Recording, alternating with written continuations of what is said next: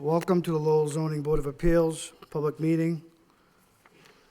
A few housekeeping orders. Any cell phone devices or other devices need to be turned off while in house chambers. Phone conversations will be held outside. All those wishing to speak in front of the board need to sign in, address themselves, direct their comments and questions through the chair. And I do ask, try to keep the conversations to a minimum. Let the petitioners speak on their petition. Let the board members ask their questions, and we'll move on. Starting with continuances, we bring forward ZB 2014-46 for a special permit.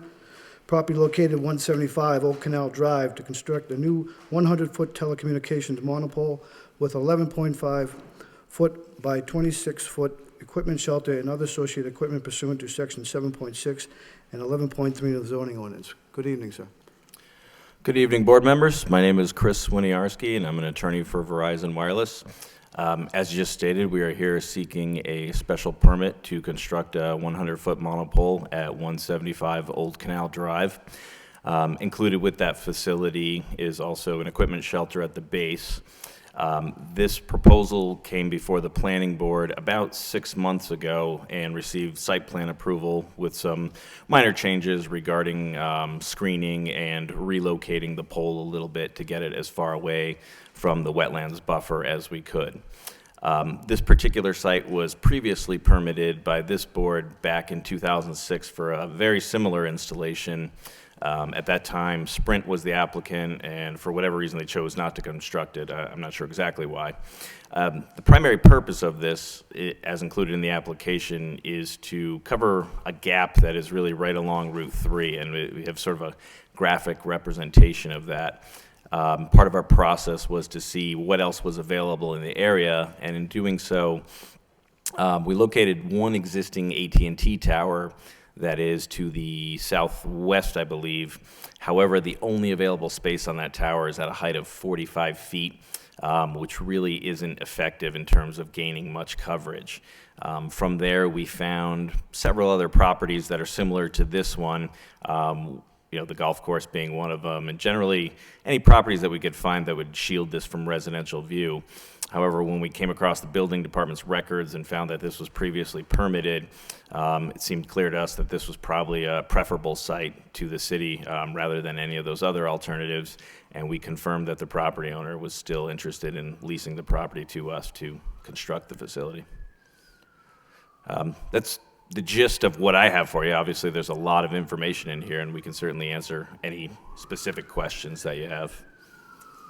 Thank you. Are you in receipt of the comments by DPD? Were those the comments from 6 months ago? Correct. Yes, and we did address those. We actually gave a statement from our engineer, and I believe DPD responded back saying that they were all set. I do have a copy of that if you like. Okay. Yeah, and the board should have, I did make you a copy of his letter, so you should have his comments addressing the original DPD comments. Did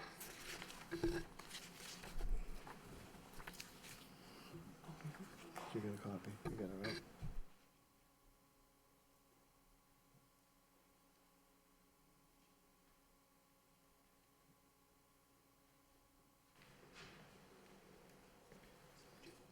Yeah, I have it right here. Thanks. Open up the public hearing. Okay. Anything else, sir? That's all I have for you. Okay. Thank you. At this time, I'd like to open a public hearing. Anyone speak in favor? In favor? In favor? That portion of the public hearing is closed. Anyone wishing to speak in opposition? In opposition? In opposition? That portion of the public hearing is closed. I'll now open it up to the board. Sean? Yep. Thank you, Mr. Chairman. I don't have any questions or comments. Thank you. Thank you. Mike? Thank you, Mr. Chairman. I guess Judy, if you could remind us, although no one's here to speak in favor or opposition, but just in general on cell towers, is, you know, we can put some conditions on the structure or the area around the structure, but it's I don't want to say it's an automatic, but it's just something that we can put some conditions on if we want, but. Yes, and I do have here in front of me the list of conditions that was put on by the planning board.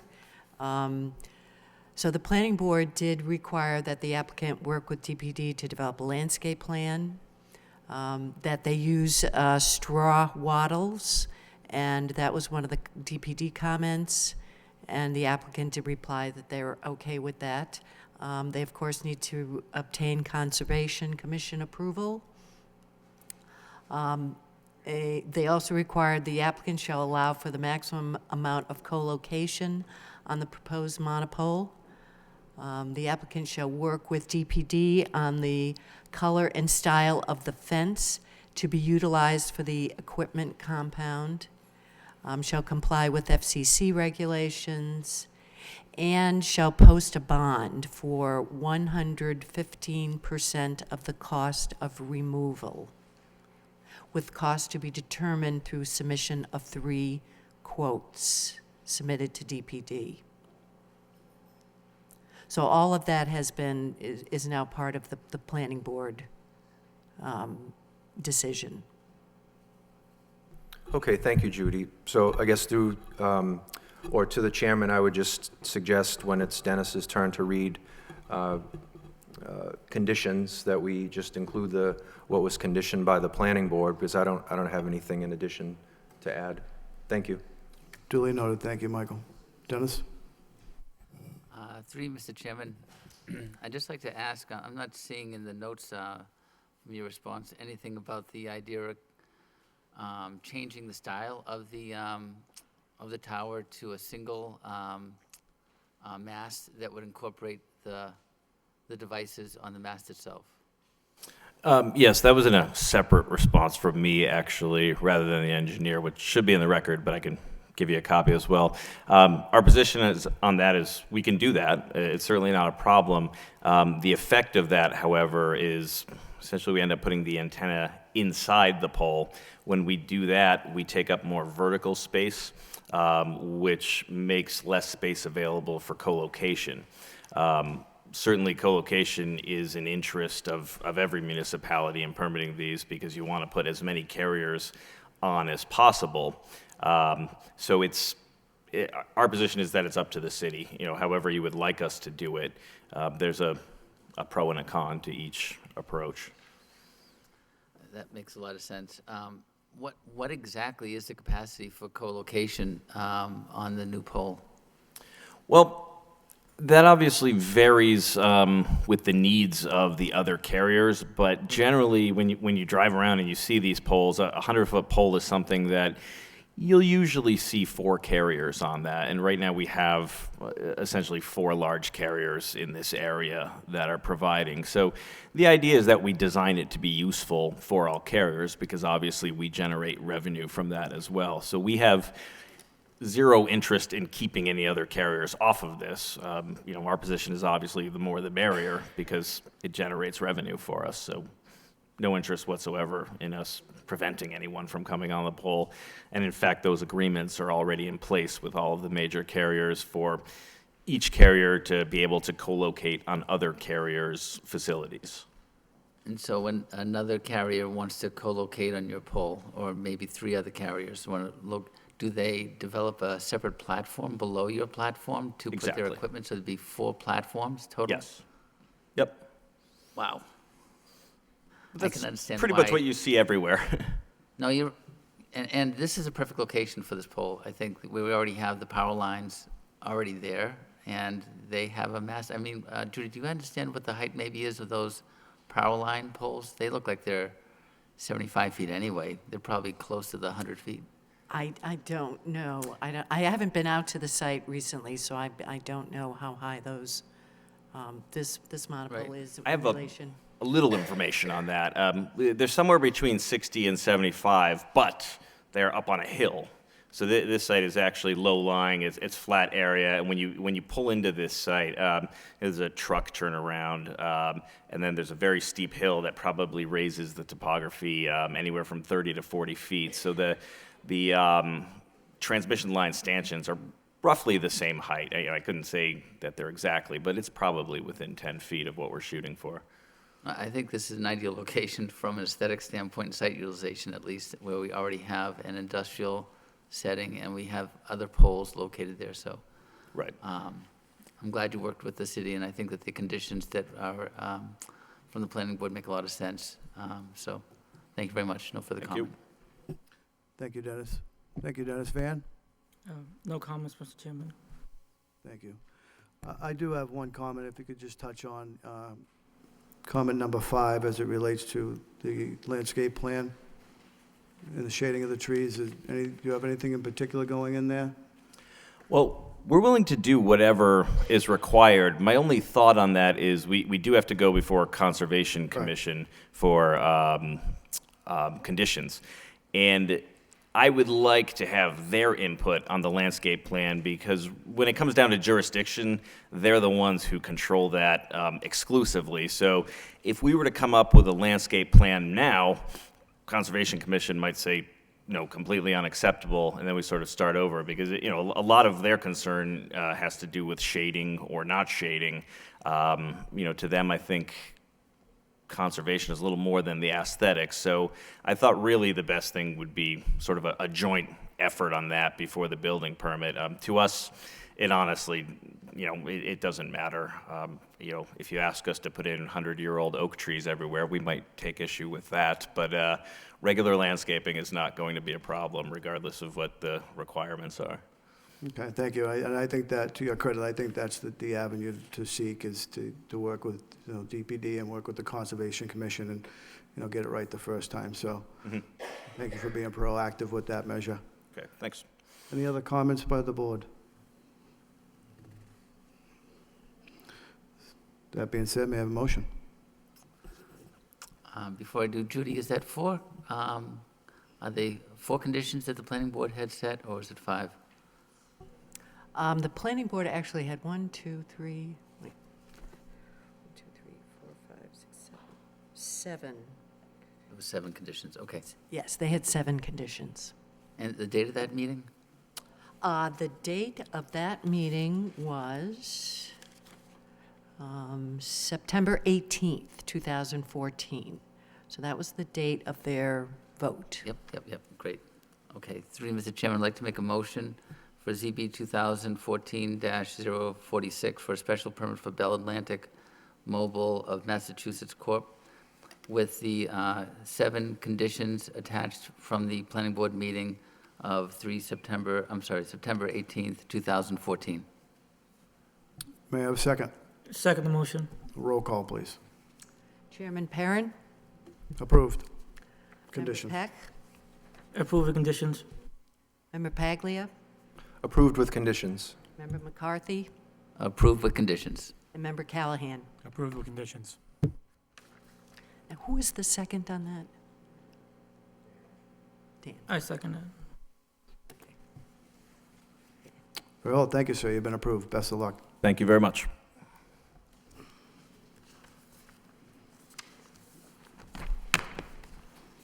Moving on to our second continuance, we bring forward ZB 2015-001 for a variance at 21 Canal Ave, 01851. The applicant is seeking variance approval to construct a new single-family with an associated extension of a right-of-way. The petitioner is seeking relief under Section 5.1 of the zoning ordinance. Good evening, Mr. Flood. Mr. Chairman, members of the board, on behalf of Berkeley Development LLC, I'm requesting that the petition presently before the board be withdrawn without prejudice. I've met with the proponent. We discussed the neighborhood's concerns, and he feels that he'd like to withdraw it at this time and then consider his other options, so. Thank you. Moving on, may I have a motion? 3, Mr. Chairman, I'd like to make a motion for ZB 2015-001 for a variance for Berkeley Development LLC at 21 Cadwell Ave to withdraw without prejudice.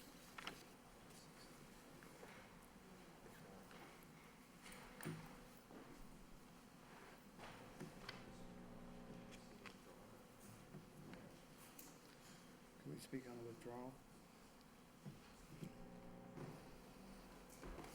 Judy, I'm sorry, I was wondering, Mr. Chairman, through you to the planning office, are we allowed to comment on the communication from the petitioner? There was something mentioned in it that I thought, I'm not sure if the neighbors were aware of, but if it's not appropriate for me to comment on it, then I won't. I think you, as the board, can definitely comment, because there's a motion's been made, and this would be the time for discussion of the motion or any items related to the motion. Okay, well, thank you. So I just wanted to mention, I don't have it in, actually, I do have it in front of me, but I don't need to look at it. There was mention in the communication that the petitioner, although he was withdrawing the application, had discussions with the state housing authority in regard to possibly selling or having the property used for what was described as personal development or type of a home, which I think is another way of saying like a group home or some other state-run home, which then isn't required to go through any zoning. So I just, again, there's very limited mention of it in the communication, but I just wanted to acknowledge that that was in the communication. Right, and just to add to that, the planning office has received no applications. So there are currently no applications have been filed for this address at all. I just want to make it clear, that wasn't in my communication. That wasn't in my communication to the board. No, it was, but it was the communication that we were copied on. I think it was from the neighborhood representative who had spoken with the petitioner, and it was part of a conversation. It was because it was in communication that we received, without following the email trail, I did want to mention that it was in some communication that we received. Whether or not it's the case or not, I'm not sure, but I wanted to mention it. I know nothing about that. All I was told to withdraw without prejudice, and that's why I'm here. Okay. And that's why I just wanted to bring it up, because I noticed it. Thank you.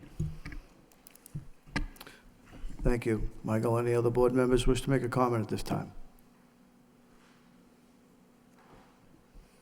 No. That being said, may I have a motion?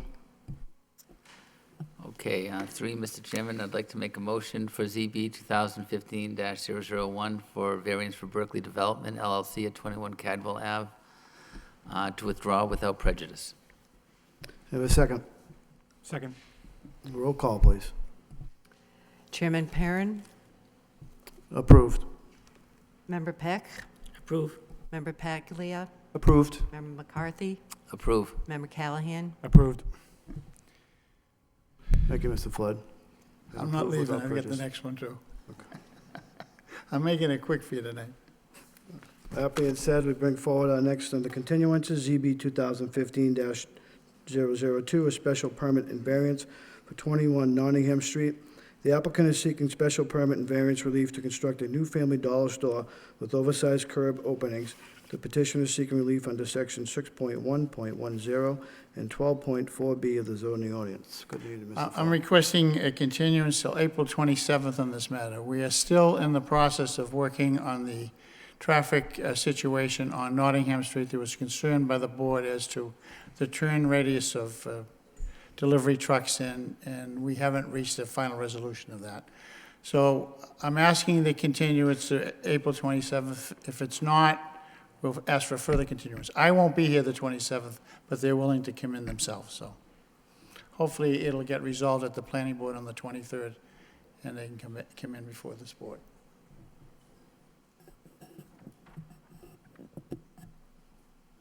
Thank you. Any comments by the board? That being said, may I have a motion? Three, Mr. Chairman, I'd like to make a motion for ZB 2015-002 for a special permit and variance for Hunt Real Estate Services, Inc. at 21 Nottingham Street, to be continued to April 27th. May I have a second?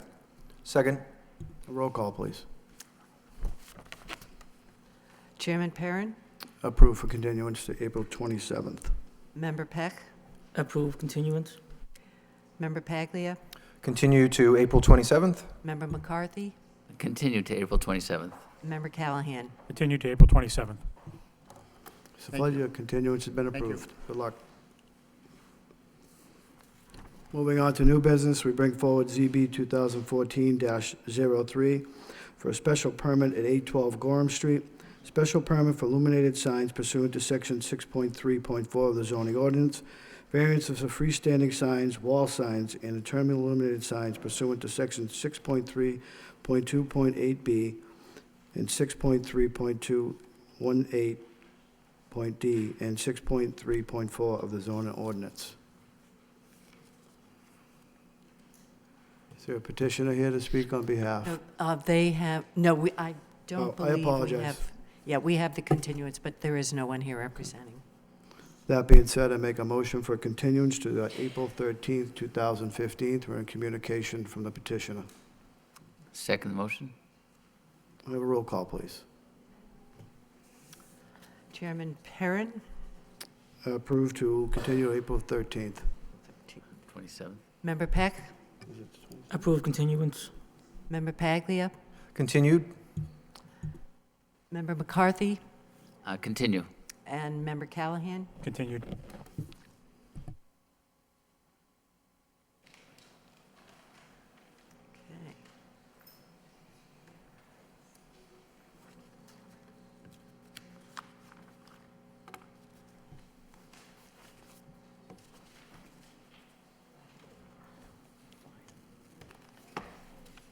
Okay, we're going to move on to second piece of new business under ZB 2015-11 for a special permit and a variance at 339 Mammoth Road. A special permit for parking pursuant to Section 6.1.5.5 of the zoning ordinance, and a variance for landscaped open space and landscaping pursuant to Section 6.1.9 and 6.5 of the zoning ordinance to allow for the demolition of a residential structure and the construction of a two-unit commercial business for use as a restaurant/variety store. Good evening. Good evening. My name's Steve O'Neill. I'm a trustee of Steve O'Normandy Trust. I own 339 Mammoth Road.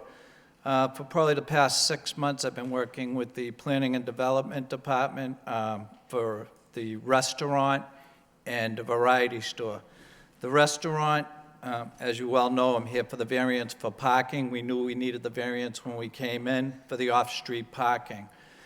There was a meeting last week at the planning board, which I was unable to attend, and fortunately, my attorney was able to make it, and there was some discussion, and we're here today because of the variance, if I'm correct, Judy, was at the meeting, or her representatives were at the meeting.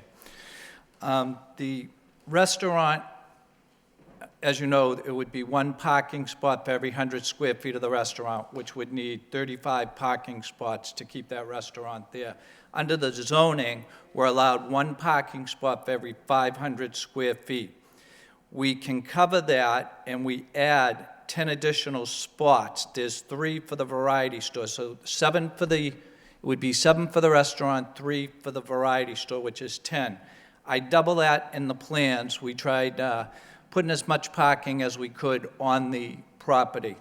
There are several businesses along Mammoth Road, and especially in that intersection, that utilize on-street parking now, and in discussions with the Planning and Development, the City Engineer's Office, it was agreed upon, or I agreed for the parking to be in front of the Parkside, or Pawtuckaville Diner, and there's I believe there's an exterminating company, there's a gas station, there's a package store, there's a hairdressing salon. The parking for Pawtuckaville Diner, they close, they're open Monday through Friday until 2 o'clock in the afternoon. On weekends, they close at 12:30. My proposed off-street parking would be northerly of East Meadow Road on Mammoth Road. That was in conjunction with the city engineer. I also agreed to do handicap ramps on four intersections on Mammoth Road, one to be discussed in front of Peerless Wine because there's nothing there right now, so it would be a site visit with the city engineer and my engineer for the pedestrians that are going to walk to the restaurant. Also, I've agreed to put a sidewalk up East Meadow Road for the pedestrians and to add signage on Mammoth Road for no parking before before East Meadow Road towards the bridge. There'll only be allowed parking after or northerly of East Meadow Road. We put we have 20 parking spots there. We're seeking the variance, so the special permit for that. The variance we're seeking is for along the landscape on the easterly side of the parking lot on the East Meadow Road side, easterly. We show 6 feet from the neighbor's yard. Required is 10. It goes from 6 to about 9, if I'm not mistaken, almost 10. So that would be the variance that we're requiring there. So we need that variance for the parking.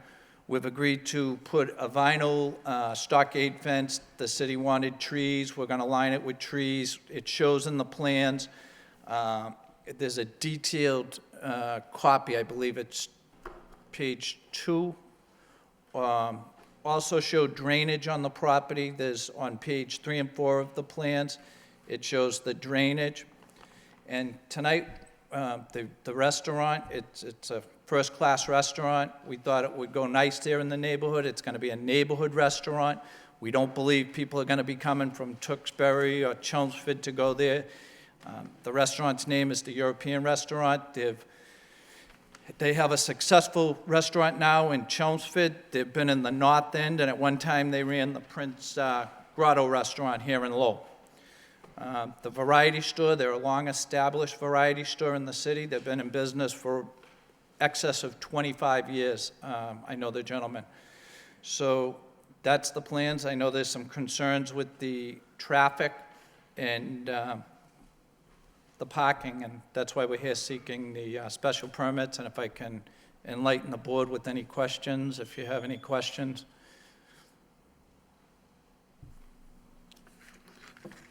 No, I don't know, we don't have any questions at this point. Just wait for Judy to come back. Okay.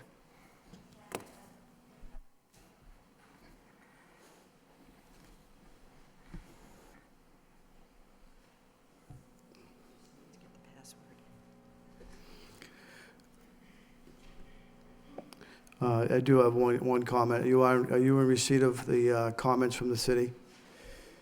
I spoke to Judy today, and I guess there were some additional comments that came out last week. Unfortunately, I was unavailable from a week ago Friday until really this morning. I believe there was a concern with the 2 of the parking spots for entering and exiting, and I don't know what the other comment was of this last week, but I am aware of all the previous comments. Okay. Judy?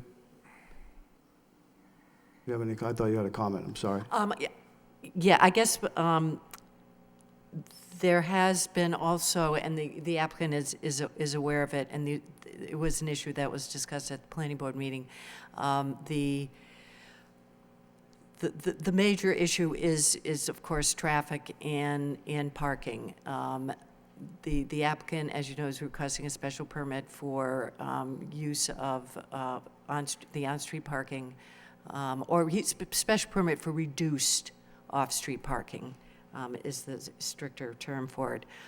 And so our traffic engineer had some comments about that, and also the change of use could trigger additional traffic. There's not any requirement in the zoning or any threshold within any planning board regulations or within the zoning to ask for a traffic study. I mean, the traffic engineer said that would be something the boards might want to consider, asking for the traffic study. And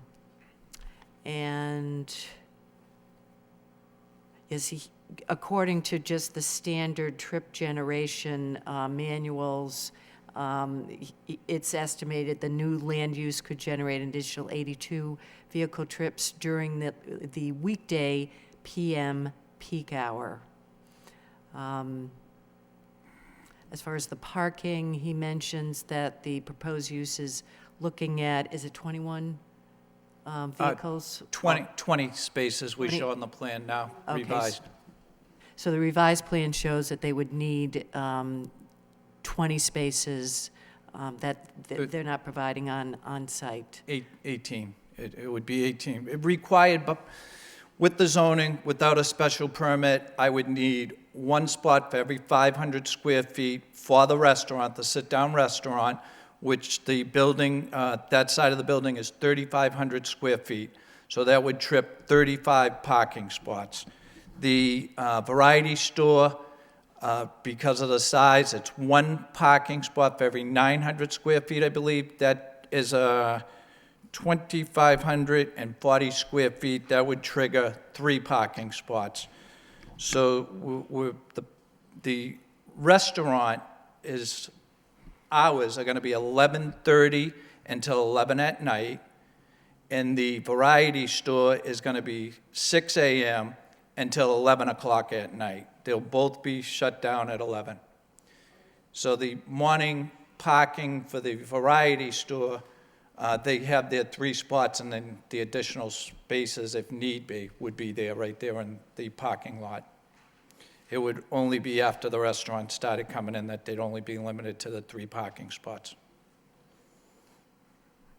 I believe I told you, but there also I agreed to put up no parking signs along Mammoth Road, which would be the southerly side of East Meadow Road,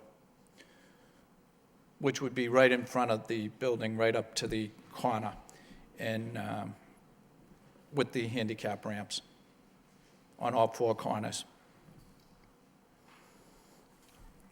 It's something I've been working with the planning department for quite some time with, and city engineers, and knowing the whole time that we needed to come before this board for a special permit.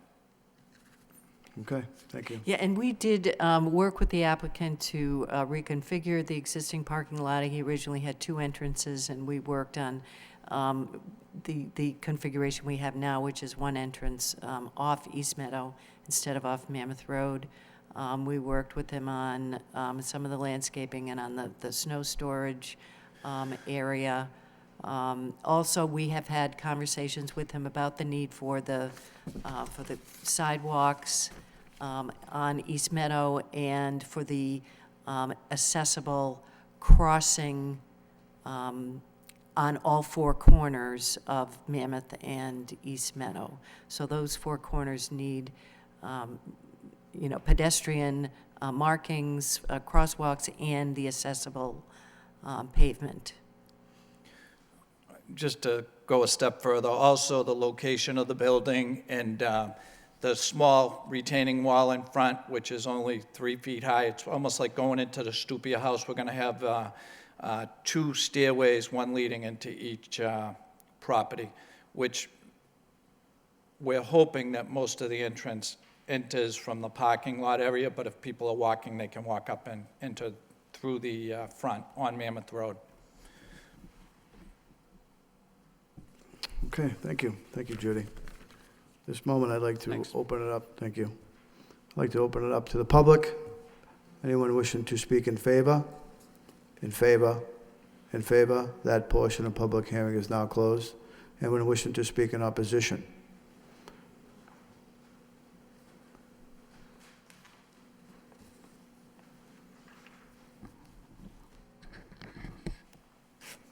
Good evening. Good evening.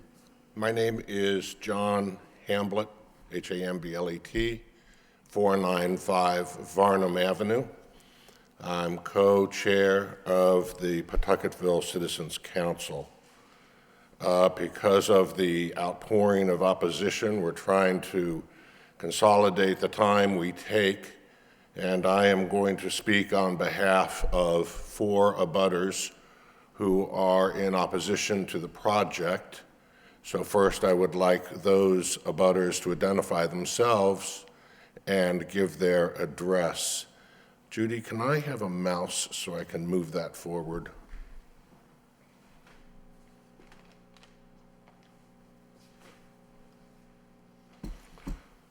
So we'll start across East Meadow Road. Fran? Excuse me, ma'am, if you could come to the podium and Come up and say your name. state your name for the record. Thank you. Francis M. Draper, 359 Mammoth Road. Thank you. Thank you. Mary?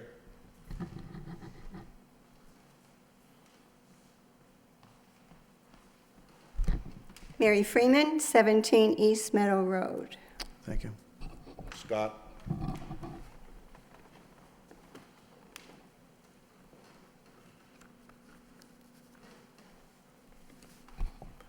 Scott McKenzie, 60 Lamb Street, and if it pleases the board, when he's done, I just have a few additional comments on my own, if you don't mind.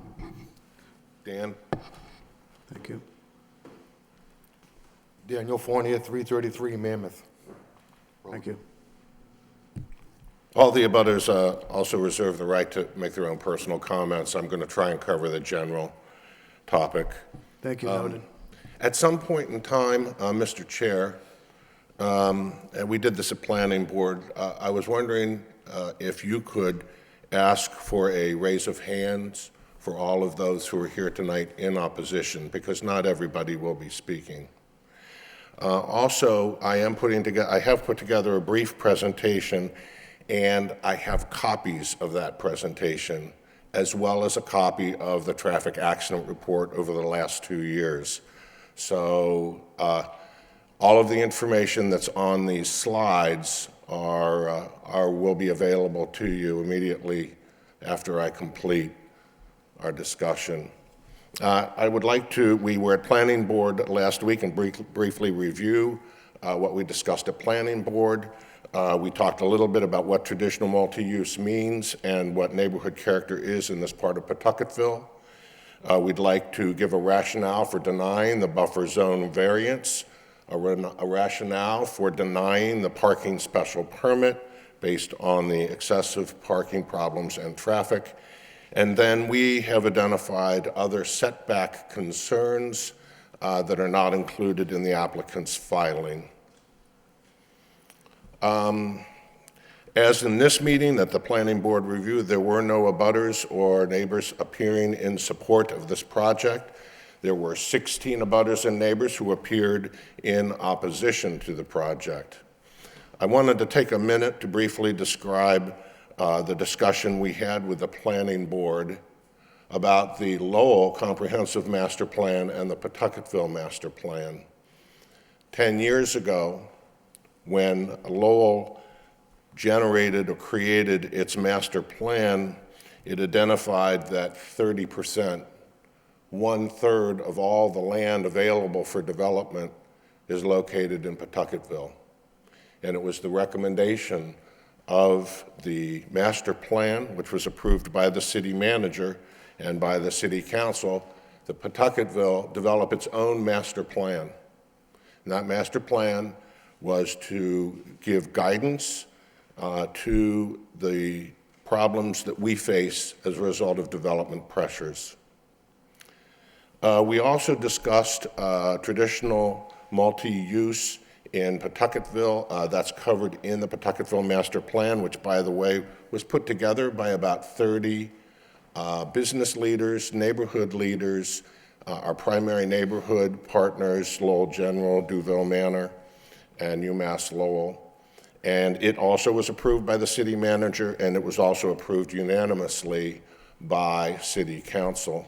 We believe that the criteria in the Pawtucketville Master Plan should be used in consideration of any discussions of development in Pawtucketville. It's available on the city website. And just to give you a flavor of the planning board comments, one member simply summarized the 2-hour conversation as, "This is just too big for this parcel." So the traditional multi-use district is designed to promote a mix of residential and retail uses in secondary areas. where neighborhood-scale commercial activity can enhance the character of the surrounding residential area. Enhance the character of the surrounding residential area. TMU is not the same as a neighborhood business. When you're down at the end of Mammoth Road by the bridge and you're looking at McDonald's and the church and the bank, all the way up to McGuire, that's neighborhood business. You know that's commercial. That's commercial zoning. You can build right out to the sidewalk. There are different parking requirements. That is not traditional multi-use. And as DPD points out in its comments, this project is a commercial-only use, commercial-only project. This is not a traditional multi-use. There's no multi. There's no residential element to this. It's a commercial-only, and it is not in line with the character of this neighborhood. You don't have to go far to see bad examples of traditional multi-use. In fact, you can stand at the corner of this project and look to your right. This is from Google in 2012, Google Maps, and this is the Pawtucketville Diner building. This has now changed. The tanning salon on the left is also the Pawtucketville Diner. Wonderful food, great breakfast. They give you an extra egg. Terrible building. We have no idea how it got there. Sometime in the 80s, we didn't get any notice. We didn't hear anything about planning board or zoning board.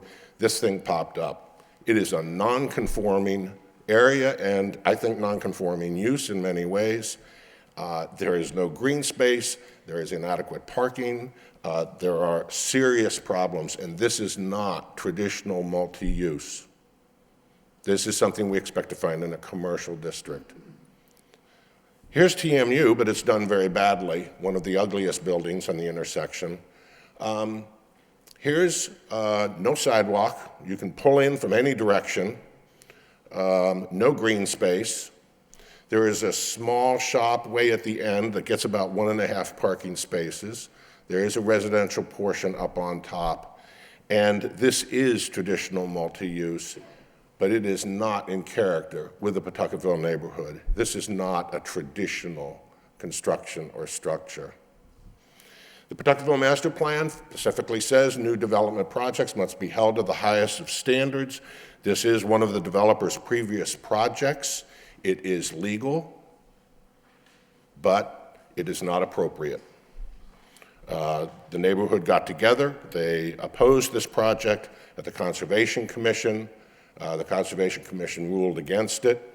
The applicant took it forward to Mass DEP and received a superseding order of conditions. We are extremely disappointed in the city of Lowell for not standing up for the Conservation Commission and the local bylaws that it represents in opposing this. That wouldn't happen today. The Lowell Zoning Code under TMU says these developments should enhance the character of the surrounding residential area. And the Pawtucketville Master Plan says, and be especially mindful of the aesthetic features of its surrounding neighbors and development patterns. This is on West Meadow Road, and there's another project by this developer. Get specifically to the buffer zone and open space variance. To qualify for this variance, the applicant must demonstrate that all the requirements below are met.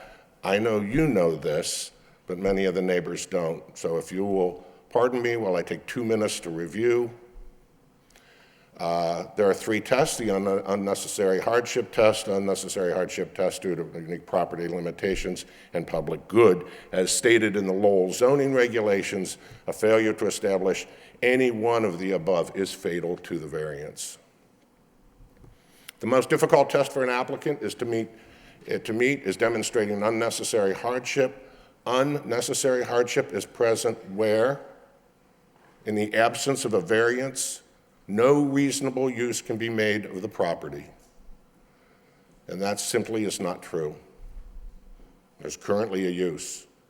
We are not against developing this property, and there are many appropriate developments that could go in. This is not one of them. This project is a self-created hardship. So if I said I wanted to put the Empire State Building on there, it's not the zoning fault of the zoning. It just won't fit. This is a self-created hardship and not one caused by the ordinance. There is no unnecessary hardship, and therefore it does not meet test 1. Unnecessary hardship due to property limitations. The applicant must show that the unnecessary hardship is due to the unique limitations of the property. There are no unique limitations to this property. It's a beautiful lot on the corner, almost flat, no wetlands, no steep slopes, no water problems, and the problems must be unique to that property. So you might say it's got a busy street. So does everybody else on Mammoth Road. So there are no unique property limitations, so it fails 2 tests. And the test of public good, relief may be granted, this is from our zoning code, without substantial detriment to the public good. We do not believe that the benefits to this project outweigh the detriments. There is little to protect the abutters from activity on this proposed site. The store opens at 5 a.m. I'm assuming they're going to open at 4. The people who open it up will be in at 4:30. The restaurant is open until 11:30 or 12, and I'm assuming it's going to take them another half hour or so to close. So they will be coming and going from this parcel from maybe 4:30 in the morning until 12:30 or 1 in the morning. There will only be about 4 hours where there's not activity in the middle of a traditional neighborhood. The limited open space is contrary to the neighborhood character, and you'll be hearing further testimony from the abutters about how this does not meet the 3rd test. Moving on to the special permit for parking, the zoning board must determine that the adverse effects of the proposed use will not outweigh its beneficial impact to the city or to the neighborhood. So here's what the Pawtucketville Master Plan had to say about parking and traffic. Traffic congestion is a major concern for our neighborhood. If a lot of people tonight talk about it, it is a major concern neighborhood-wide. All 12,000 residents will complain about traffic. Traffic congestion is common, and the problems are augmented by the prevalence of cut-through traffic.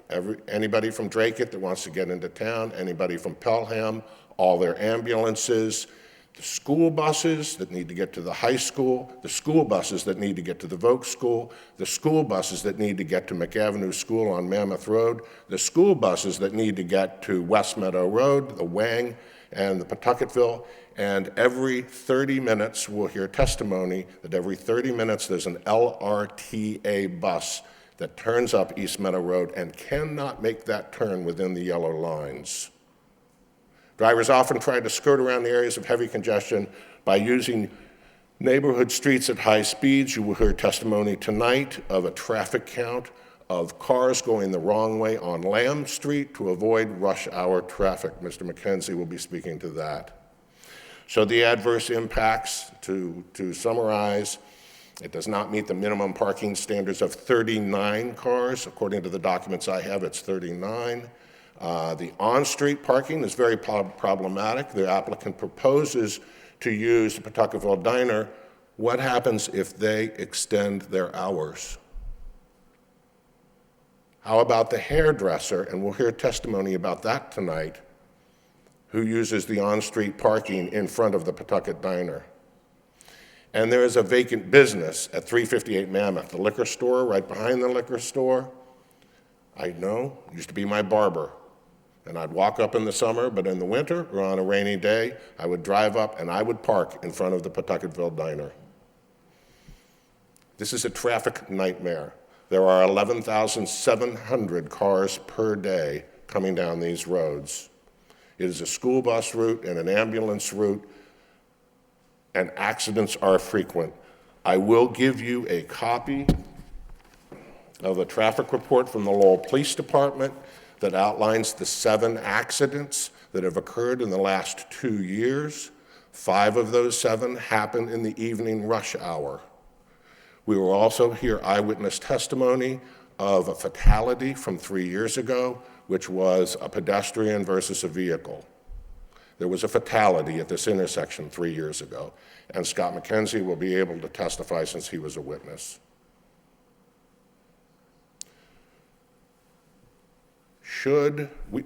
We hope this project will not go ahead. but should you decide to go ahead, one of the recommendations that there be a traffic study. And if there is a traffic study, we are requesting a morbidity and mortality rate increase study. We would like to know how many more of our neighbors will be injured or killed as a result of this development.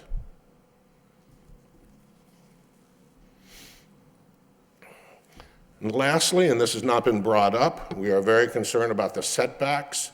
Section 5.1 says front setbacks in these districts shall be consistent with existing setbacks on the block.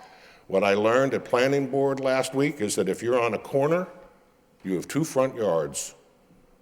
I didn't know that.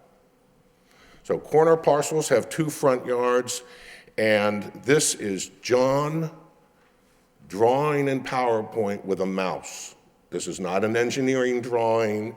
This is something I downloaded from GIS, and so it may not be totally accurate. You know, it's about 5. The black represents approximately the restaurant and the store.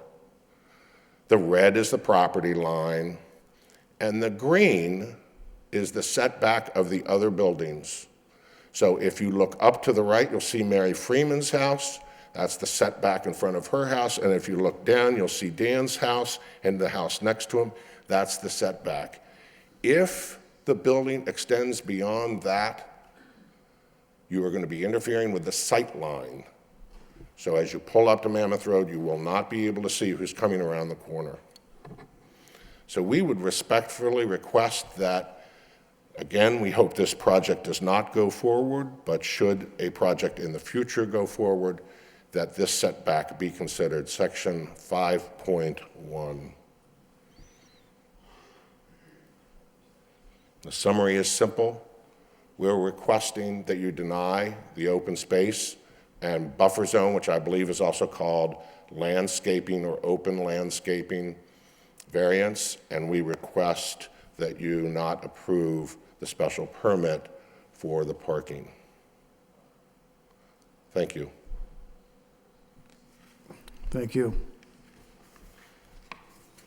Moving forward, any others wishing to speak in opposition at this time?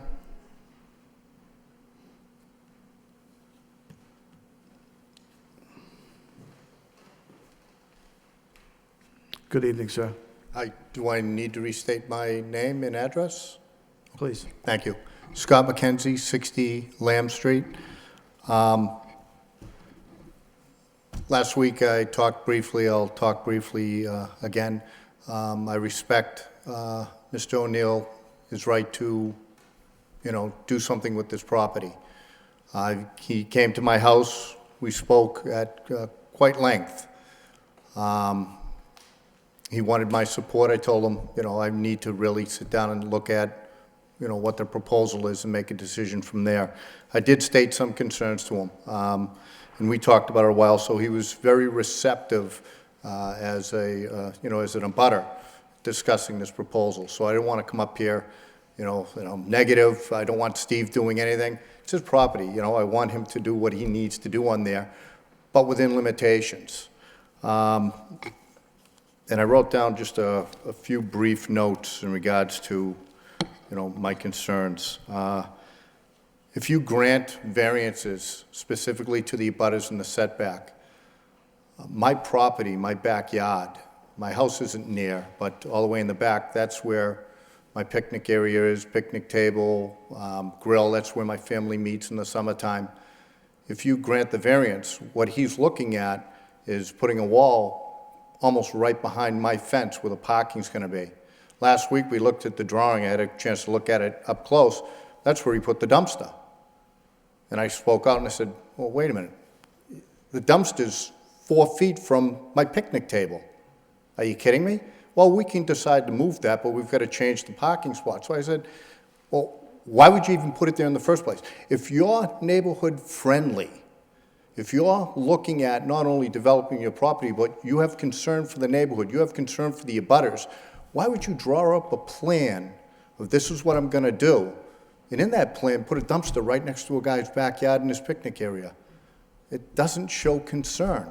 Not for me. It shows concern for him and what he wants to do. That's not neighborhood friendly. There are 3 massive oak trees that lean against my fence on his property. If you grant these variances in regards to where he wants to put the parking, any removal of those trees, because that whole side of my yard is lifted up from the roots, I will lose the integrity of a good portion of my backyard. My shed's there. It was there when I bought the house. What do? Okay, yep, you can, put the wall right up against Mackenzie's property. We're gonna grant you this variance for the parking spot so you can do it.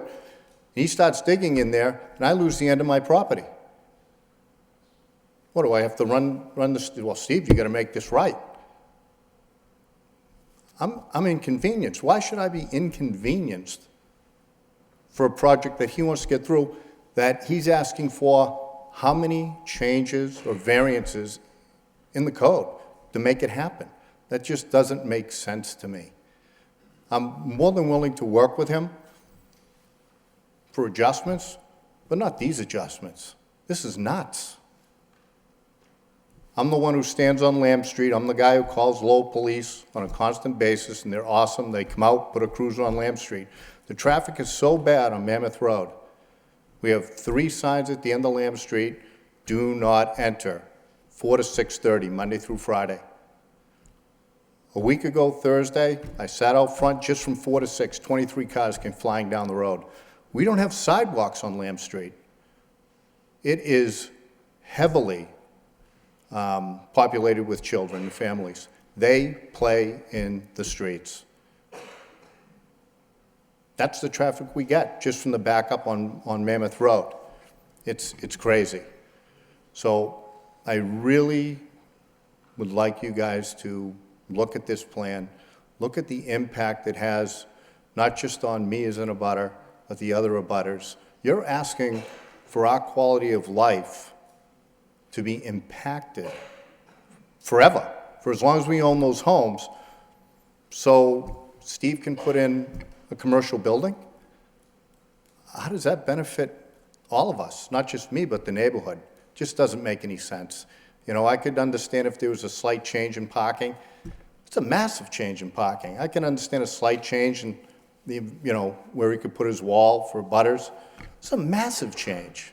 It's not fair to us, just to appease what he wants to do with his property. So I'm hoping he'll go back to the drawing board and start working with us a little bit more to make this, more applicable. The death. There is parking from the beauty salon on 8th Ave, which is also where they cut through to get onto Lamb Street. I was out jogging. There were a whole lot of cars parked on both sides of Mammoth Road, right at the beauty salon. Lady, I ran right by her. She went to cut out between the cars. Car never saw her. Dead. I was 10 feet away.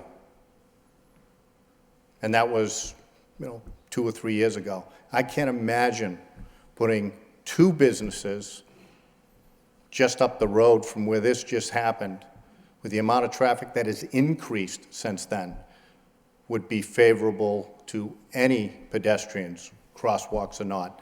My other concern, deliveries. You got a first-class restaurant, gonna get first-class deliveries. You got a variety store, you're gonna get delivery. Where does the 10-wheeler or 18-wheeler pull up? Does it park on Mammoth Road? When do they get deliveries? Well, no, we'll make sure that they don't do that during rush hour. Well, they're gonna park on East Meadow? You can't park a truck on East Meadow or Mammoth Road any time of the day. It'll take up the road. So what's the next option? Well, those new sidewalks Steve wants to put in, they'll probably come right up on the sidewalk, so they're not blocking the entire road. No, they're just now blocking pedestrian walking for that increased traffic. What are the pedestrians going to do then? Walk out into the road to get around the truck?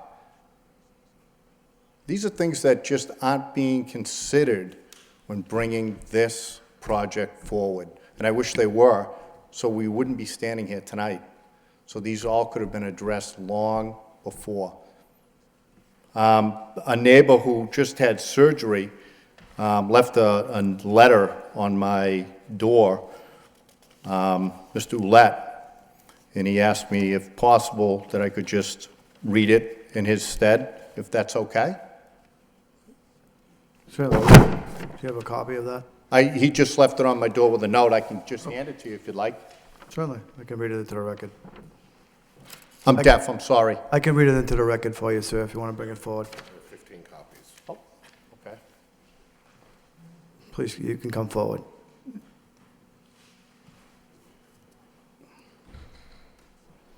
Here's 15 copies he made.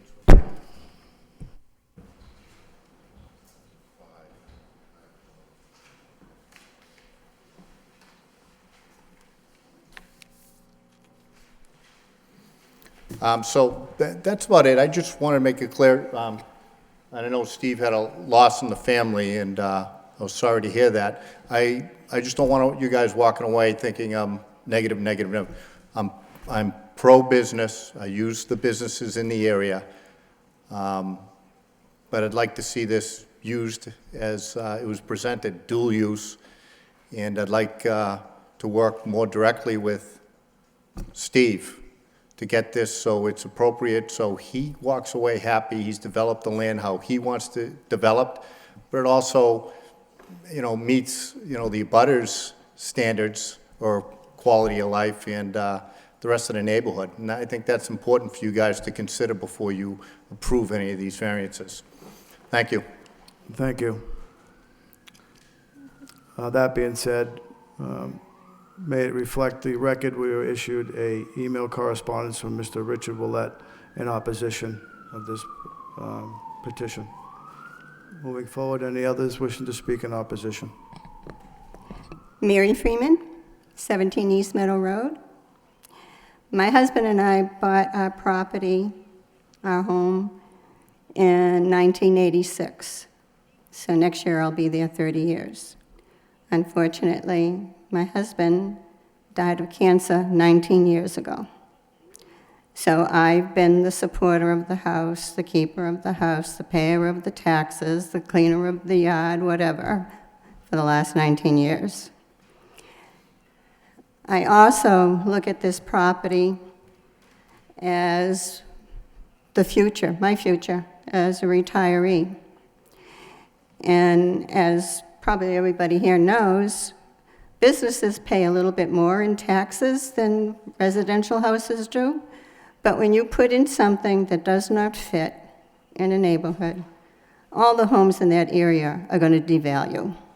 So you're taking away a comfortable retirement, I think, if you let this go by. East Meadow Road is the bus line from the city. Takes a left on Mammoth Road and goes south. Coming back up Mammoth, takes a right on East Meadow. You cannot be parked on the west side of East Meadow Road, on the north side of East Meadow Road at the stop sign when the bus comes around, because the bus has to go into the opposing lane, vice versa. I cannot get out of my driveway between, say, 7 and a little after 8 in the morning because the traffic is horrendous. Going across Mammoth Road to West Meadow, it's not just vehicles and SUVs and things like that, but it's the school buses, it's the city bus, it's every truck known to man. And my car parked in my driveway on my private property has been hit twice by cars using my driveway as a turnaround. I also want you to know that nobody walks. Nobody walks in that area because there's too much traffic. Nobody. They're too afraid to. When they wait for the bus, they used to wait for it on the corner of Mammoth and East Meadow Road, but they got scared because of the cars. So what they do now is they walk onto my driveway and the bus will pick them up there. But no one walks. And coming from a family of people that own restaurants, I think you have to consider the size of the restaurant that I think has been mentioned, cannot be hooked up to a residential sewer. It needs a very big sewer. And from what I see of the plan, the sewer is going to have to go uphill because Attorney Hall last week said all the utilities will come on East Meadow Road. Well, that means the sewer will have to go uphill, and we all know what happens when sewers go uphill. So that's something else to think about. I don't think the setback would be very fair. I don't think I want to give up using my backyard. I don't think I want to have to live with my windows shut all the time, because there will be noise. And who knows? Maybe if the restaurant doesn't make it there, we'll have a pizza parlor go in. So you always have to look at these things, not as they are this very minute today, but what's going to happen 2 years, 4 years, 5 years down the road to this area. We only have a blinking red light. No one crosses the street unless they're tired of living. It's very dangerous. No one walks, no one crosses the street. And when the bus pulls around the corner so they can pick up people at my driveway, it's going to block a lot of things. But that's the way it is for right now in that neighborhood. I want you to consider the people who have lived there like me for a long time, and we count on our property for us to have a secure retirement. Thank you. Thank you, ma'am. Any others wishing to speak in opposition?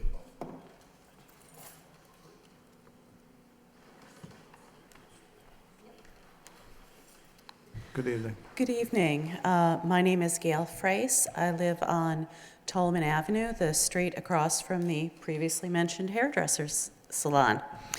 And I have a number of concerns with the commercial use of the property that I think traditional mixed use with residential would not have as much traffic as a commercial development has the potential for.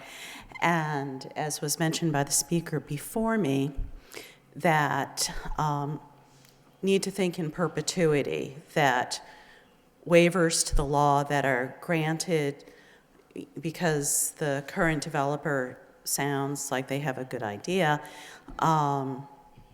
the subsequent property owner may not be as reliable or as trustworthy. So one of the things that's been mentioned is not having parking sort of south of the intersection northbound, but what about on the other side of the street if you have inbound traffic in the morning? The thing that happens at 7-Eleven, even though there are crosswalks, is people get out and just go like this and just take their lives in their hands and walk across the street. I used to take the bus to work, and I had to basically count on the school bus that was stopping to pick up Franco-American students to be able to get across the street to go wait for the bus at 8th Avenue. It's very busy. The mention of the drainage and the septic system or the sewer system are of concern to me, in that there's an underground stream in the area that flows across Mammoth Road and terminates in my basement. That if there's insufficient open space, how is the water being absorbed? Is that turning into runoff? So just a number of concerns, and as has been mentioned, that the building itself is sort of one story and out of scale to the neighborhood. And I would thank the board for their service and encourage you to think long-term and consider the abutters and neighbors. And there is not a pen here, because I think you need my signature, or my name. Hiding, sorry. Thank you. Thank you.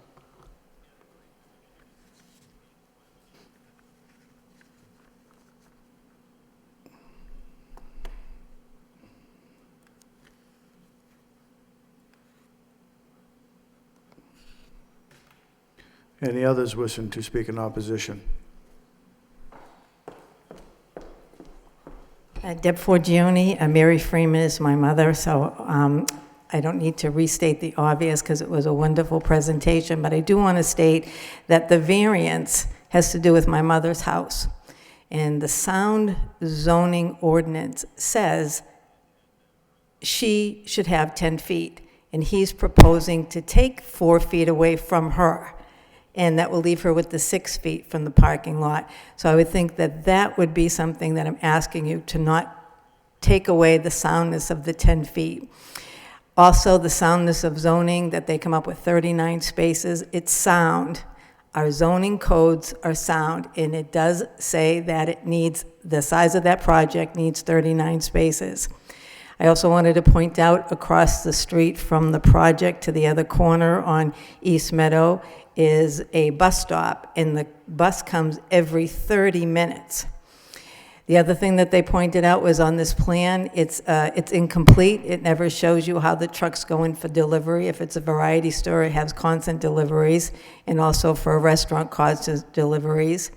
And the way that they talk about, it's, if you didn't live there, it doesn't sound as onerous as it is, but parking on East Meadow, because we have holidays at my mother's house, we beg other people to let us go in their driveway. We park up on her grass. We never park in the street, because when you get out of your car, you're liable to get hit. And it's there. If you park the car on the street and open your door, the car no longer has a thoroughfare to go down the street. Everything stops. So they talked about the 82 cars. Well, 82 cars, if they're on the street in a 3-hour period, they get in the car, they get out of the car, the door opens onto the street. You're always going to stop traffic. And that is what I'd like to say. Thank you. Thank you.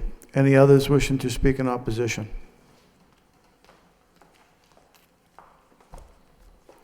Good evening. My name is Anne Marie Page. I am the Vice President of the Citywide Neighborhood Council, and I reside at 26 Fremont Street.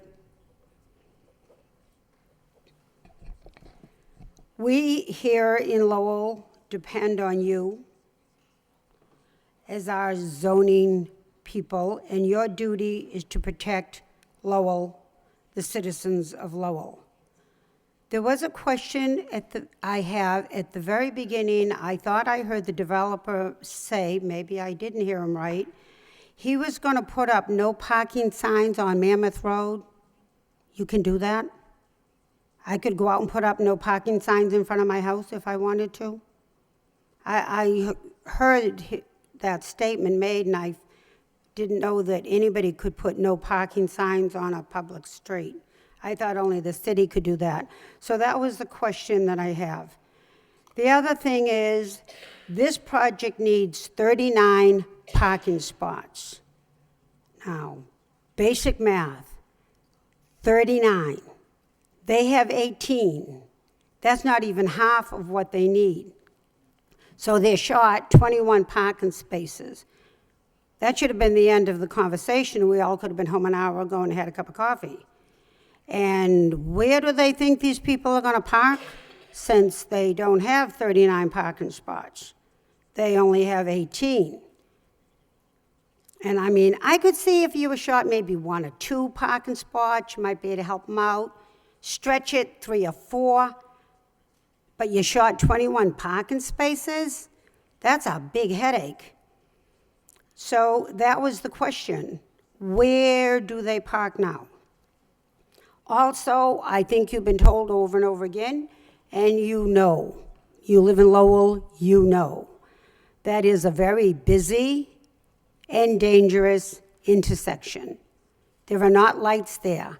There are 4 stop signs, which means every man, woman, and child for himself.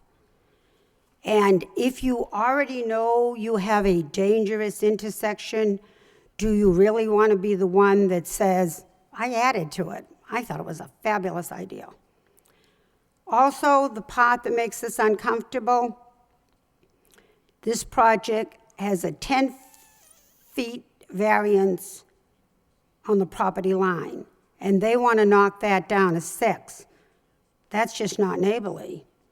It's not a good project, and I believe the neighbors that live there and see every day what goes on there knows it is not a good project. And when you put a bad project in a good, friendly neighborhood, you have now devalued all the surrounding properties. I go to a beauty parlor on Mammoth Road, probably a block from this intersection. That owner is going to relocate her business because there is no parking in that area. And we have somebody that wants to consider 21 more parking spaces out on the road someplace. Unless they're coming in by helicopter or landing on the roof, it doesn't look like it's going to work. And I just want to say one thing. I did hear some very upsetting news, and I hope it's not true. But I was informed that somebody that was involved in this project actually said to an elderly neighbor as they were going in the neighborhood, if you object to this project, I can put a 3-story building on that piece of land, and you will not have to worry about any sunshine on your house at all. I hope they were kidding, because that's not somebody we want to do a project in our city. That is certainly not somebody we want to have in our neighborhood, because that's not a good neighbor. We want to be good neighbors. Thank you for your hard work. We appreciate your time. Thank you. Any others wishing to speak in opposition? My name is Frances Draper, 359 Mammoth Road, and I'm not used to public speaking, so please forgive me if I appear nervous. My big concern right now, and I'm sure there's, in addition to what has been brought up, is that my driveway is on East Meadow Road. It's a large driveway, and it looks like to me on the map is directly across from where Steve wants the people to come in, the trucks to go in and out. There's no place that the truck is going to be able to turn once they go in, so that means they're either backing in or backing out, and from what I know about these trucks, you know, you got to turn this. What does that do to my driveway? And my grandson comes, he's very athletic, and he and his friends come down just about every day after school. They play basketball, they play all kinds of stuff, and I am worried about the truck coming into my driveway. The kids are playing basketball. Basketball goes out. There it is. My kids get hurt. Plus, they will be driving up on the walkway, which I've mentioned at the last meeting, is when I moved there, it was like this, no walkway. I've been there about 15 years. For the last 6 or 7 years, I physically went out by myself, pitched it down, grassed it, leveled it, so now people can walk there. They were walking in the street before. The city didn't do anything. That was okay. I did it myself. So that's my concern right now. And I pray that this doesn't go through. Thank you. Thank you. Any others wishing to speak in opposition? At this moment, Sir? For the record, Mr. Chairman, my name is Curtis LeMay. I live at 40 Robert Street in the Pawtuckaville section of 6th Avenue. Good evening. I've lived in that neighborhood for over 60 years, growing up on off East Meadow Road, Shea Street. And I'm sorry I didn't make the planning board, but I guess I have a concern with the scope or the size and the setbacks on a building.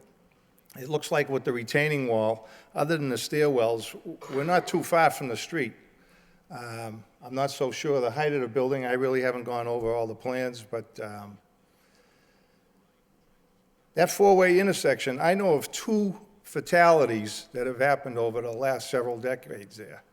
And I'm sure there have been more accidents than that, but I'm privy to 2 fatalities. And the PCC's explanation, or the summary that they have here, it looks like they have some legitimate concerns. And to me, I would think at the bare minimum, a traffic survey, because we did one a number of years ago, and that's what called for the 4-way stop there. It would behoove me in a not too near distant future, there might be a full operational light there. I don't know.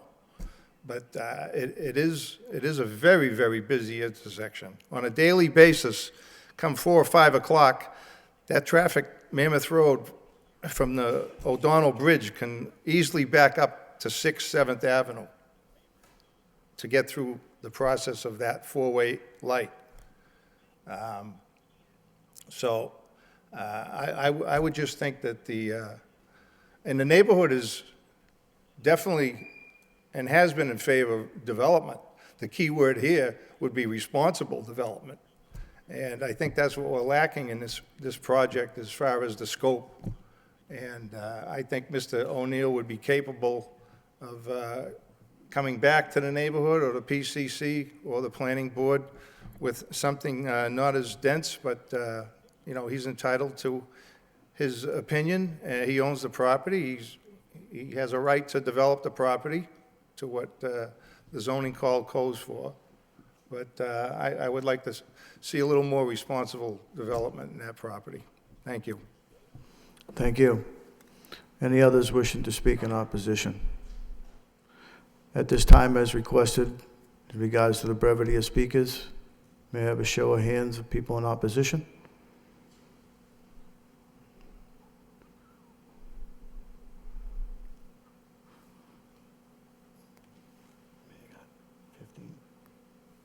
May the record reflect approximately 15 in opposition.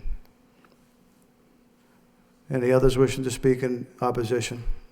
That portion of the public hearing is now closed. I wish to open up to the board. Sean. Thank you, Mr. Chairman. Through you to the applicant, Mr. O'Neill, please. Yep. If you don't mind, I can probably answer some of the questions that were raised, if you don't mind, if you give me a minute, but it's totally up to the board. Through the board, if he wants to have a minute to rebuttal, maybe we'll assist. I do have a couple questions, but... Yeah, well, we've opened it up to the board, so we'll let the board speak their questions. Sorry. But I do have some questions, Mr. O'Neill. That's fine. If you could just, Mr. O'Neill, I do have some if you could just questions. remain at the podium, he's going to ask you. The board Oh, will I'm sorry. direct the questions Okay, directly thank to you. you. Thank you. I presume, you've obviously been in touch with the tenants of the property that you intend to build in this instance, and they're, maybe have an idea of what their makeout is. I got a couple questions about it. Especially with the restaurant. Yep. Approximately like what the plan is and what the capacity of such a restaurant is going to be, and That's going to be governed from the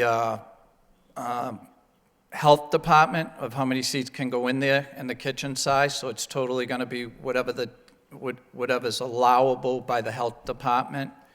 For the restaurant, the price point for the restaurant is going to be like $10 to $15 for as far as capacity, whatever's allowable for that. I can't answer that question at this second. okay. But would you know like how many employees would that be? Same thing with the number of employees that would be employed by the restaurant, or he figures 4 to 6 employees with the cook, the waitress, and that's what he had figured on. 4 to 6 employees. 4 to 6 employees, depending on the hours. He may need some 4 at a certain hour, maybe 6 at a different hour. You mean so 4 to 6 on any given day? Not, in Correct. general. So, also, I also have concern. I'm presuming the restaurant is probably going to apply for a liquor license at some point. Do you have any idea? That would be a totally different board and separate. No, I understand that, but I think approval. my concern, But obviously, yes, yeah. he probably would. The concern, obviously, being, I think, we all know is the traffic and the parking. Correct. And as far as the fact that, you know, you're well short of the required parking spaces that are required. And just looking at the idea of, you know, you're going to have 4 to 6 employees of the restaurant at any given time, plus any people showing up, patrons at any given time. And it's just where you're going to put all these people. Also, and not even adding to the fact you have the variety store, which I'm going to presume maybe 1, 2 employees at the most that are working at There'll any be given hour? at least one. Yeah. Just one, correct. I would say maybe 2, but I would say 1. And it obviously is of concern when, and especially if it's going to be, if the restaurant picks up, it's going to be busy. And I can see all the concerns of the, you know, neighbors and the abutters with regards to that. And it's just, it's just really kind of, you know, it's hard to fathom a little bit. I mean, with all due respect, is just try to see. Also, That's why we're here, for the special permit that allows it. And obviously, like I said, I have some answers to the questions. There's 38 parking spots. We provide 20. There's a spot for the truck to turn around. The truck's delivery is probably no teeny size.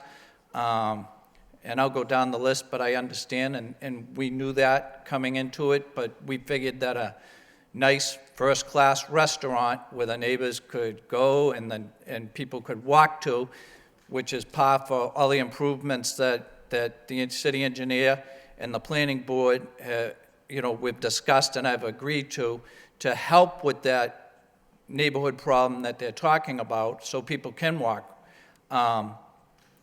You know, it is a busy intersection, there's no doubt about it, but with that said, according to the city engineer, when I spoke to her regarding lights, because if you have to put in lights, it's a $300,000 investment, and it's just not practical, but from her, she said it's not even on the radar for there, and it doesn't warrant it. So that's why we went the route we went. yeah. I understand, and actually, I commend you for, you know, And what Mr. McKenzie said. I mean, at least you've met with the, you know, residents and gone over this. I mean, have you met with the, you know, the Citizens Council, Pawtuckville Citizens Council, and the citywide? Not individually, no. I went to the abutters, the neighbors, and there are some that do like it and approved it and don't have a problem with it.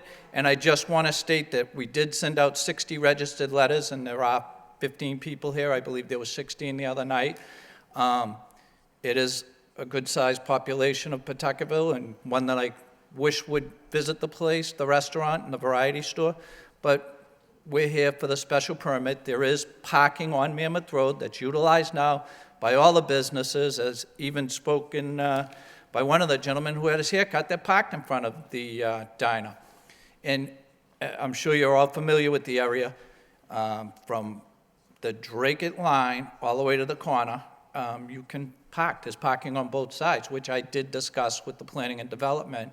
And even at one point, to maybe if they put meters out there, and they said nobody owns the parking, they're not gonna take that and do that to the neighborhood if residents live there. I just wanted to put in a first-class restaurant. We know why we're here, for the special permit, and I'm hoping the board agrees with that. Understandable.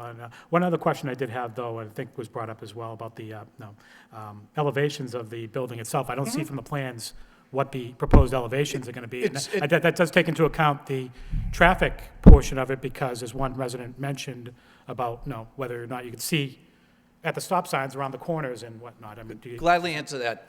When I met with the planning and development, originally I thought we would put the building in the back, but the planning and development department believes that the building should be up front. The code calls for 0 feet, so I could be right up to the sidewalk.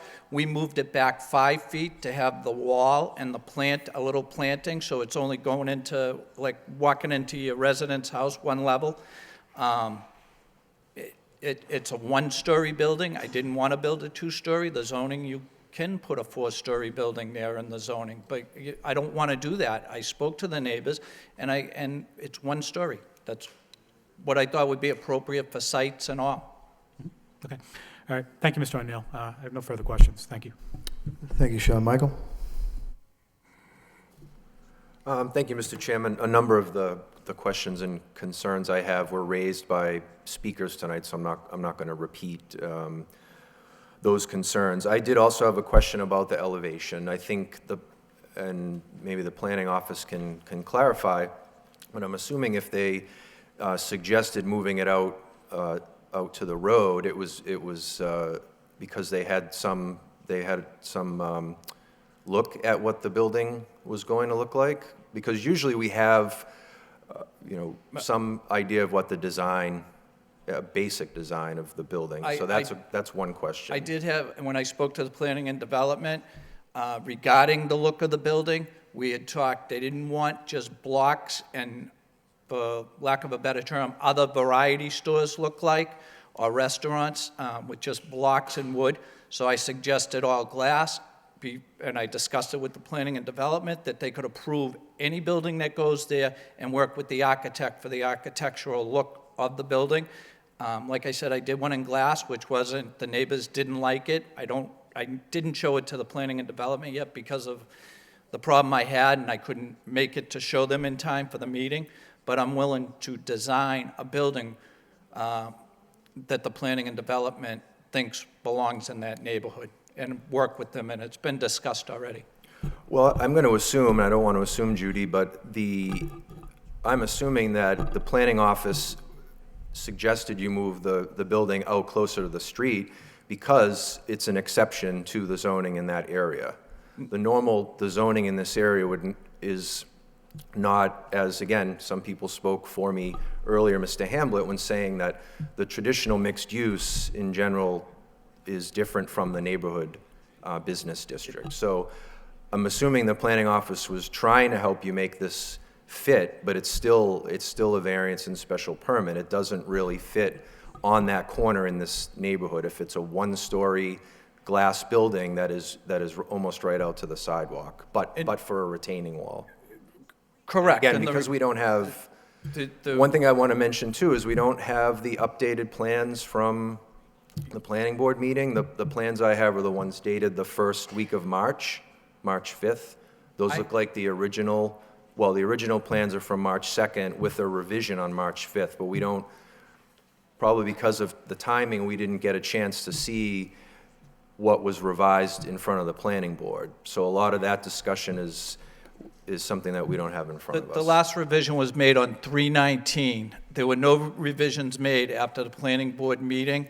And I think, and going back to not being there, but relying on the planning board, and what I heard is that it probably should come to this board first for the variance and the special permit. As far as the, what I really need for the restaurant to succeed is the special permit. As far as the variance and 10 feet up, we addressed that. There's a wall there now, an existing wall that starts at the beginning that we were going to improve, that's collapsing now, and put a 6-foot vinyl fence. And we can move that back to the 10 feet. We would just probably have to go down to a less tolerance on the road, which you can build 0 tolerance. We put it back 5 feet. Thank you. A couple other things. It's been mentioned numerous times, both by speakers, yourself, and comments from the planning board, but I don't believe, Judy, and you can correct me if I'm wrong, which I'm probably 51% of the time I am, but no one is allowed to count on-street parking towards residential or commercial development because it's parking that's available on a first-come, first-served basis to whoever pulls up to it. Yeah, the special permit is for reduction in parking.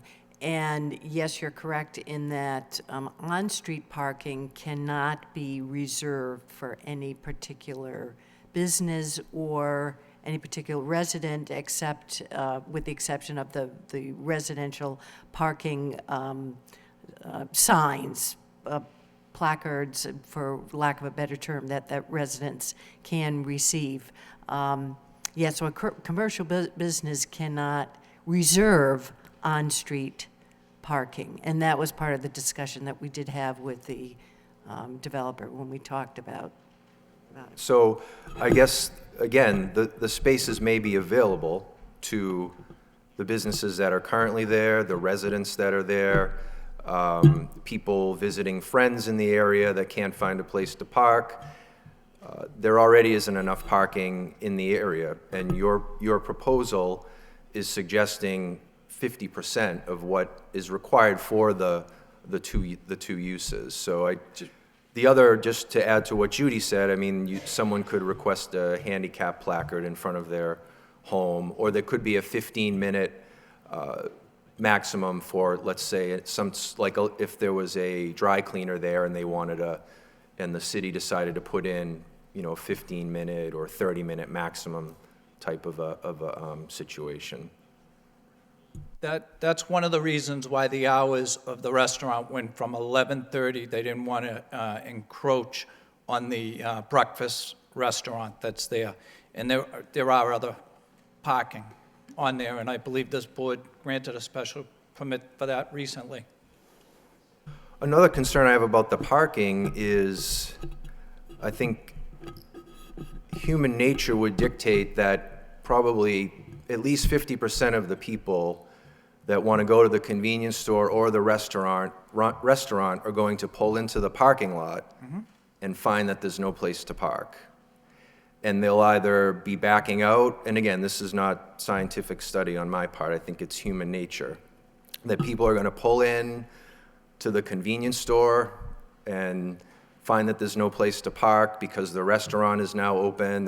People are going to be trying to turn around, back out, take a left or a right onto West Meadow Road.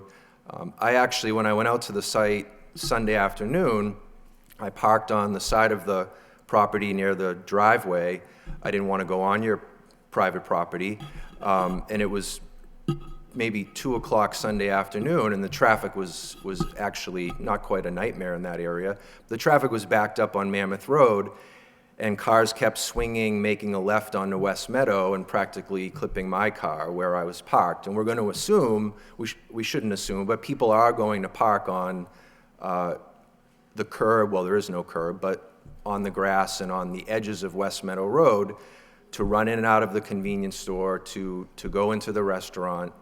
They might go up around the corner of West Meadow where there's that confusing yield sign, and people come, you know, west on West Meadow, and people don't know if they're supposed to stop, and I don't know what the cross street is there that ends where West Meadow turns and the yield sign is, but... Mammoth Road? No, it's up. Oh, yeah. Right, a little bit further. That's not that far away for people to... Shea Street. Right, but that's not that far away for people to think about parking there to go out to eat for the night if they can't find parking on Mammoth Road or West Meadow. So, and the last thing I guess I wanted to mention, again, it was brought up earlier, but I think the master plan and the zoning was put in place to prevent exactly what Mr. Hamblett was showing us earlier, that before the master plan and before the city tried to tighten up the zoning code and prevent these types of buildings from going up, this is a perfect example of a building that doesn't seem to belong there. And this isn't a technical question, but when I first saw this petition and before I went out to the site and before I even had the plans and I just saw it on the agenda and I looked at the address, my first question was why? Like, why would somebody want to add, 2 businesses without enough parking in a very congested neighborhood? I mean, the hardship, again, I guess maybe Mr. Hamblett should ask for an appointment to the zoning board at some point, although he probably doesn't want the aggravation.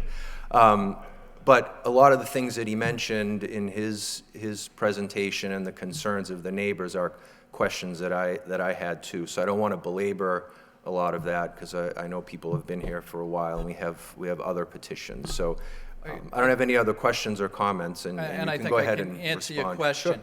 As far as the Pawtuckaville plan, there's nothing for that section of Mammoth Road. I even checked when I was at the Planning and Development before this project 6 months ago, what the master plan called for that area. And I couldn't find anything in the master plan or the Pawtuckaville master plan. According to the city, it's not on the city's master plan for that area. And there are businesses there. And like I said, the restaurant, as far as the variance for the 10 feet back, that can be eliminated with moving the building. I did that for the planning and development to try and make it for the building to sit for the city engineer and planning and development. But we can come off that and not need that variance. But we will need a special permit for the parking. There's absolutely no doubt about it in order for that restaurant to go in. Yeah, okay, yeah, and I guess specifically about the master plan, and then again, Mr. Chairman, if you want to gavel me down or something, but it's a traditional mixed use, so it's generally thought to be a commercial entity on a first floor, and then maybe 1 or 2 floors above of apartments, or an owner occupied, where perhaps the owner and the person who resides there operates a business on the first floor. So again, the way that it's zoned is such that what happened across the street at the liquor store and then down the block at the diner, good food aside, is that it doesn't happen again. If something commercial is built there within the zoning code without asking for variance or special permit, then it would fit in with the intent of the zoning and not something that was there before, even if it was built a day before the zoning code was passed, and now we have new rules, so. Okay. Thank you. Thank you. Thank you, Michael. Dennis? Through you, Mr. Chairman, I can't see how this would be successful, in my opinion. I think it's too much restaurant. I understand that you have a great opportunity here, and I understand that. But the city also. And I think the city needs great restaurants. I think the planning department has done a great job of helping you site the building so that the parking's tucked in behind. It's just too much parking. Okay. It's just too much parking. I can't see how it makes sense for that condition with, I did the math here, and I'm trying to figure out, you're probably looking at potentially a dining room for 100-plus people. There wouldn't be over 100, I know But the that, square footage turns into 100 people. If you figure the size of the restaurant is 3,500 square feet. 3,500 square feet, correct. Too much. I wish it would fit. I'm trying to, but And you know, it's too much for me. I can't support something with that many parking spaces. Okay. Not on site, in my opinion. Thank you. Thank you. Thank you, Dennis. Van? Through you, Mr. Chairman, you know, I think it's always a good thing when businesses want to open up in Lowell, you know, and you know, it brings, you know, it brings growth, it brings revenue, it brings a lot of things to the city. But for this particular project, I think the issue with me is really is a safety issue. You know, you're here for a special permit variance for parking, and you know, as some of my colleagues have said, and other speakers, you know, 40 spaces, which you don't have, is something that you need. But the scale and size of your property that you're going to build is just too much. And you know, I wanted to ask Mr. O'Neill, would you be open to scaling down your project? I'd have to go back to the restaurant and speak to them. We've had in-depth conversations, but that's something, we're looking at several options. I've been approached by several people for other things. I thought a restaurant, first-class restaurant, would fit nice in the city, to be honest with you. So at this point, we're going to do something. What that is, I do not know. And you know, I'm not here to dictate what you want to do with your property. No, and I get it. I'd love the restaurant to go there, but I just don't know. Even if we just put that building without a variety store, I still need 35 parking spots. I would still need a special permit.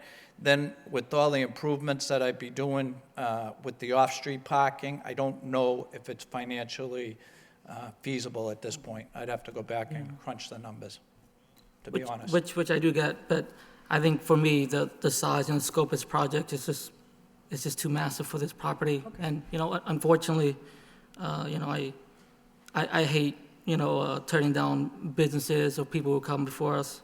But like I said, for me, it's a safety issue, and I can't, you know, I just feel that the requirements that you need to waive off, you know, like 20 parking space, it's just not, it's not there. And from my perspective, if you were to, you know, if it's up to you, if you want to go back and look at your options and scale down your project or something, you know, it's something maybe I think I would and other people would probably consider more favorably, but as it stands right now, I can't, you know, support the project, so. Totally understandable, and I appreciate your time Yeah, and your comments. I'm sorry, Mr. O'Neill. Those are all the comments I have, Mr. Chairman. Thank you, Ben. I visited the site on several occasions, and at first glance, my initial question is, why so much? Why a restaurant and a convenience store? Traditional mixed use eliminates the residential piece, the encroachment on the setback from 10 to 6. Prior to speaking tonight, my first thought was, where does the dumpster go, and what's the impact on the neighbors relative to dumpsters and the turnaround for the truck? The impact on the neighborhood relative to off-street parking. Traffic congestion over there it's no secret. Lived in the neighborhood grew up on West Meadow Road. Correct. It's no secret to anybody coming in and out of the city. I myself, on my second visit there, parked on East Meadow Road, and fortunately enough, I'm still a little fleet of foot, and I was able to move quickly. It just seems very congested, and I look at some of the comments from the city, and in fairness to you, you made a comment earlier, you don't have them in front of you. They were looking for, you know, traffic study, things of that. You're correct. It was suggested, the city traffic engineer, when I spoke to him, with the residential home that I have there, triggers 10 trips a day is his calculations. With what I was going to put there would trigger, I believe it was 82 trips a day is what they had. So, you know, you're right. It is a busy intersection. I think, you know, personally, that's why I came to the city and discussed it with the planning and development. I know there's parking. I know it won't interfere with the other businesses for the hours that they want. But obviously, I knew I needed a special permit. I put we put the 20 parking spots on. We eliminated going on to Mammoth Road. There was a lot of work put into it. To get the 20 parking spots, which are required, would be 38, absolutely correct and understandable, 18 shy. But had the special permit been granted or is granted, I don't want to cut myself short at this point, but it would only need 7 parking spots for that restaurant.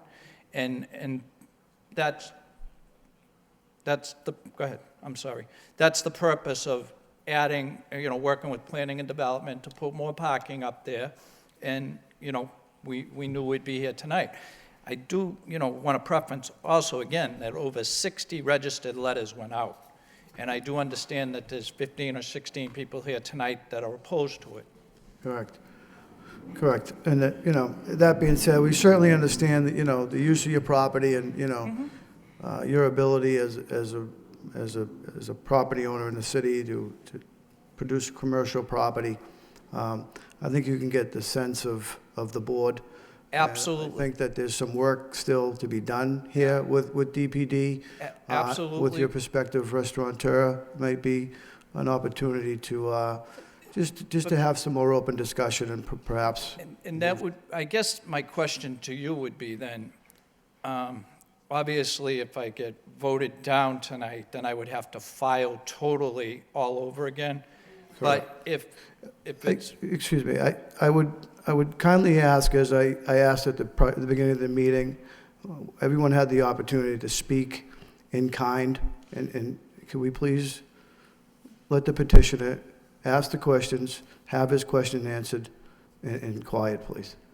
And I don't want to take up too much of the board's time, but maybe if I could go back to the restaurant, the city, and see what maybe fit a little better onto the space, for the parking. And I believe we'll still be short parking, maybe not as much, but if I could have a little time to do that without getting shot down and have to refile. I don't know, because as you know, it's an expensive process. So I don't know the best way to ask you whether I withdraw with prejudice, ask for a continuance for a month, and just maybe that'll give me time. And then if we, between the planning department and myself and the restaurateur, and maybe some of the neighbors can't come up with a more palatable plan, then, I would withdraw at that point. Well, I think you're heading in the right direction. I would suggest a continuance. I would suggest giving yourself ample time to get all the questions answered, both for yourself, for your client, through DPD. Revisit the site. Suggest you have a meeting with the community, and and move forward in a continuance. I think there's a lot of unanswered questions. There was a couple of items brought up as it relates to the application itself through the board. So, take a look at your building elevations, take a look at your sight line, take a look at the parking, work with DPD, and move in a continuance so that leaves your avenues open. And just to maybe answer that question, the elevations are there from Mammoth Road to the first floor of the building, and it's going to be a one-story building. So as far as all the elevations, they're here maybe on the second or third page, because the planning and development asked me to separate them off the front page because it was pretty busy. So we tried doing that. So we will get that so it's clearer, and we'll have the answers. I think the elevation is 143 to 146, but I'm not 100% sure without looking. So, but if you don't mind a continuance, hopefully I can answer the questions, but like I say, at some point, I believe I may need to come back here for some parking, maybe not as much. I agree. I think that's the right way to go. Dennis, you have a comment? I just did the math quickly using John Hamlet's traffic per day of 11,700 cars, I think you mentioned in your presentation. I provided that study. That's correct. I And you're provided saying that it's to the only city. 82? That's in what yours? the city engineer, and it's in his report also.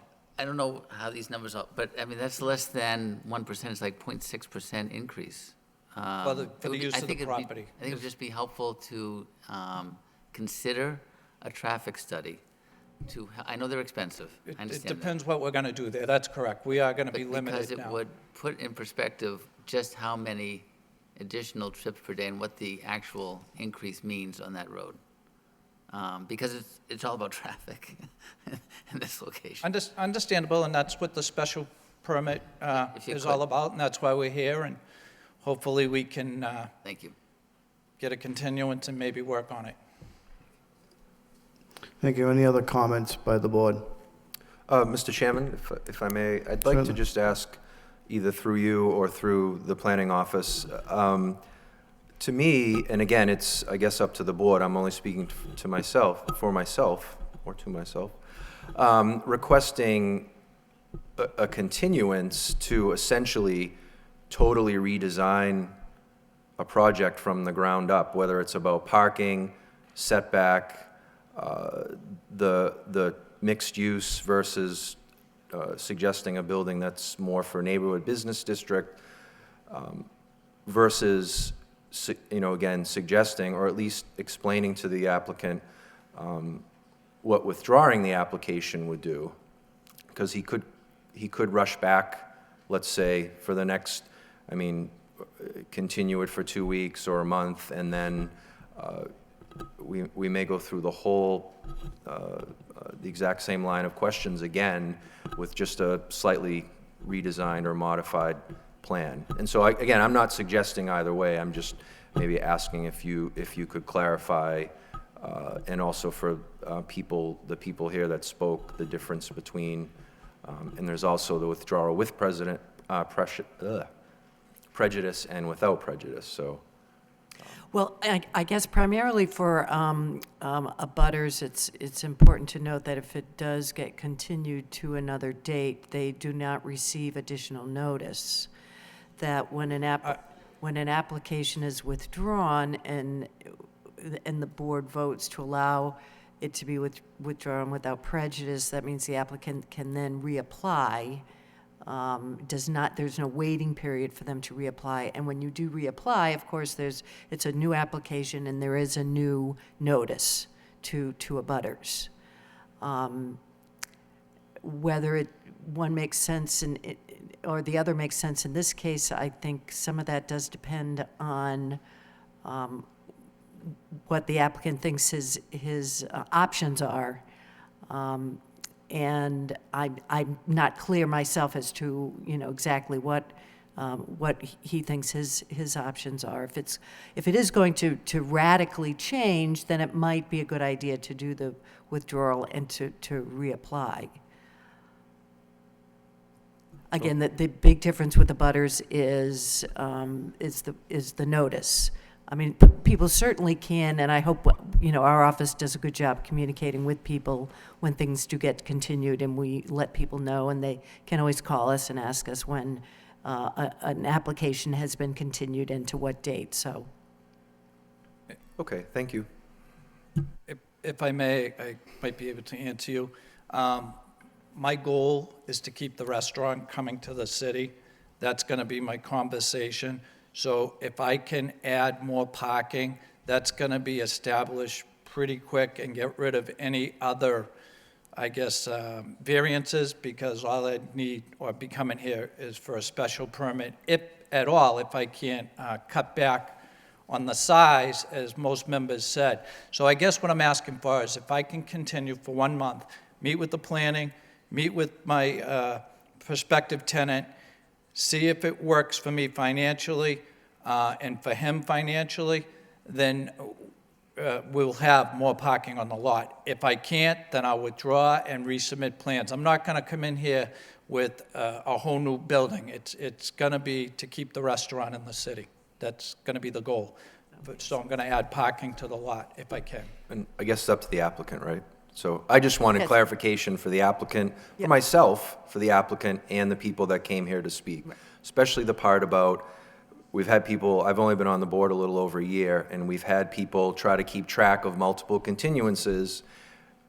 And I'm not assuming that petitioners continued for this reason, but there's an attrition of people for and against an issue, and I'm not, again, implying that anyone here is doing that. But it's now, if it's a continuance, it's up to the people that came here tonight, and maybe the additional 45 other abutters that weren't able to make it tonight, to keep track of when the petition is back before this board. So I was really just looking for clarification, not to tell you what to do either way, but just as a suggestion for everyone involved, And I'm not looking including myself. I'm not looking to drag my feet on it either, or to put the neighbors through any more visits here. It's 2 hours of the city's time, your volunteer time, my time, the neighbors' time. If I can't do it, I can't do it. We'll go back to the drawing board. I would like to keep a first-class restaurant in the city, simply. Yeah, I would say based on what the applicant just said, that he wants to continue to pursue this particular use, that a continuance would probably make sense as opposed to a withdrawal. Thank you, Judy. Dennis, any comments?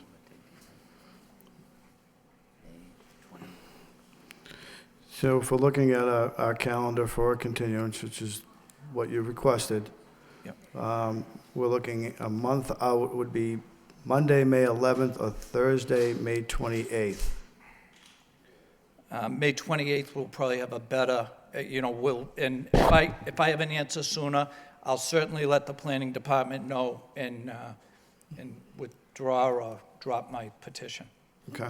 Right, so we do have to continue it to a specific date. The 28th. Tonight, the board Correct. does have to name Yep. a specific date, yeah. So you in agreement with Thursday, May 28th, 2015? It's Thursday, it's a Thursday night.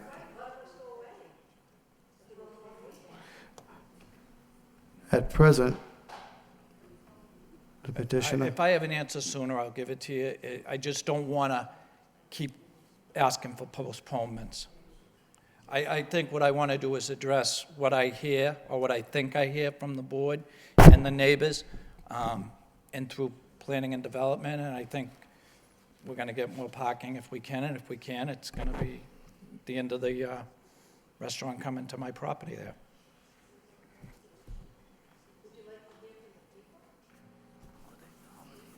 and your request is to continue to what date? May 28th, please. That being said, petitioners requested a continuance to Thursday, May 28th. Thank you very much. Yeah. Is that your motion? Is the board going to vote? Yes, I'd like to bring forward a motion for a continuance to Thursday, May 28th, 2015. Second motion?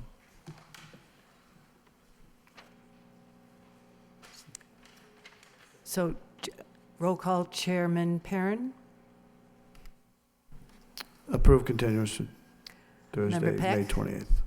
Approved continues to May 28th. Member Paglia? Continued to May 28th? Member McCarthy? Continue to May 28th. And Member Callahan? Continue to May 28th. Thank you very much for your consideration, and I will let planning and development know if something changes way before then. Thank you. Oh, okay. Oh, thank you. Yep. You can look at it now.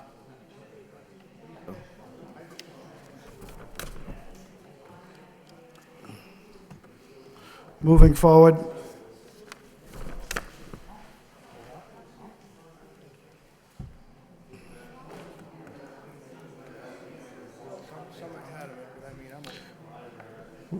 we're going to be, excuse me, we'll be moving forward with the public hearing. If you wish to have conversations, please move to the hall.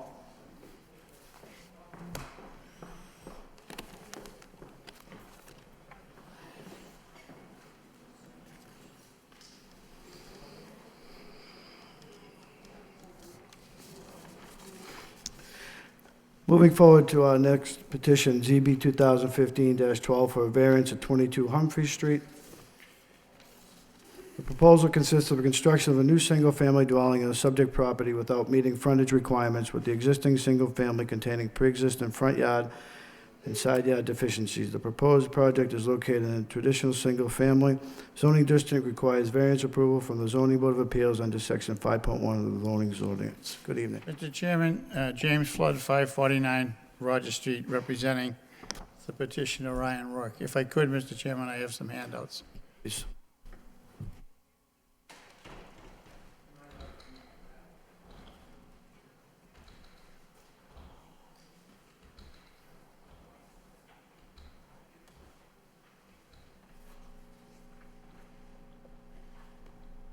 Should I get a copy?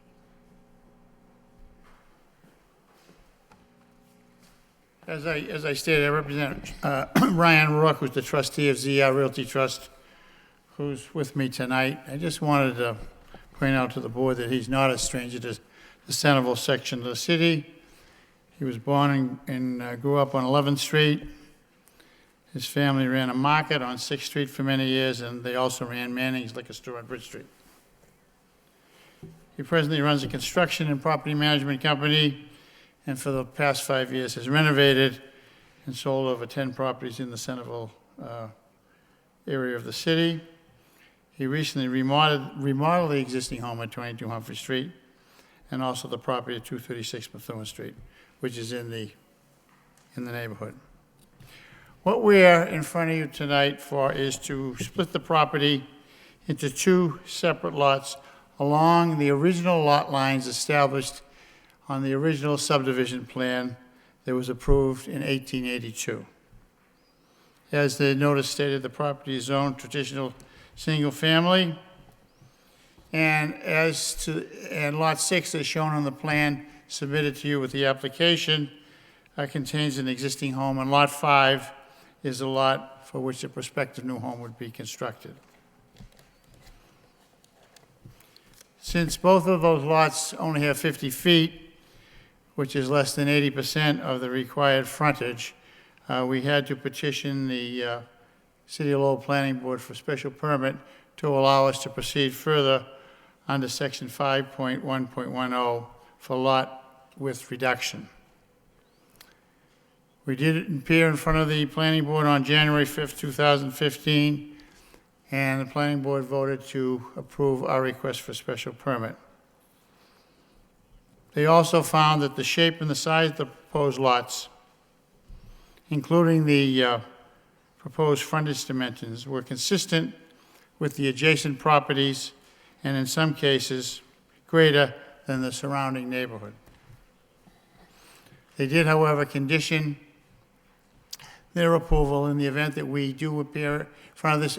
If this is approved by this board, they want to have the right to approve the design of the new home to make sure it's consistent with the neighborhood. And they've done that in other cases, very similar.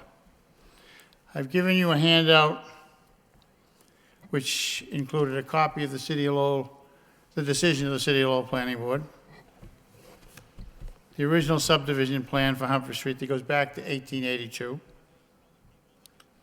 a copy of plans from the Assessor's Office that shows the surrounding neighborhood, a copy of a plan from the City Engineer's Office which shows all the lots in Humphrey Street, and a copy of the deed to the premises.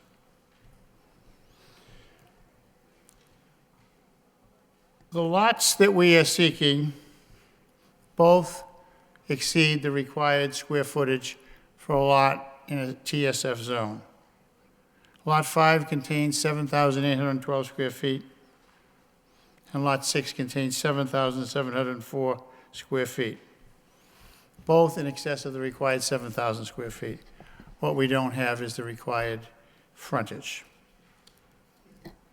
We're also requesting a variance to maintain the existing home on Lot 6 without the required front and side yard setbacks. According to records in the City of Lowell Assessor's Office, this house was built in 1925 and it was not subject to zoning, so therefore it's a prior non-conforming structure. Like I said before, if you look at the subdivision plan, the lots will be split in accordance with the original subdivision plan that dates back to 1882. We'll have the exact same lines. In addition, the deed to the property and to the present owner refer to two separate lots. In reviewing the chain of the property going way back, it's always been conveyed as two separate lots. It's never been a combined lot. So on all of the deeds, it's Lot 1 and Lot 2.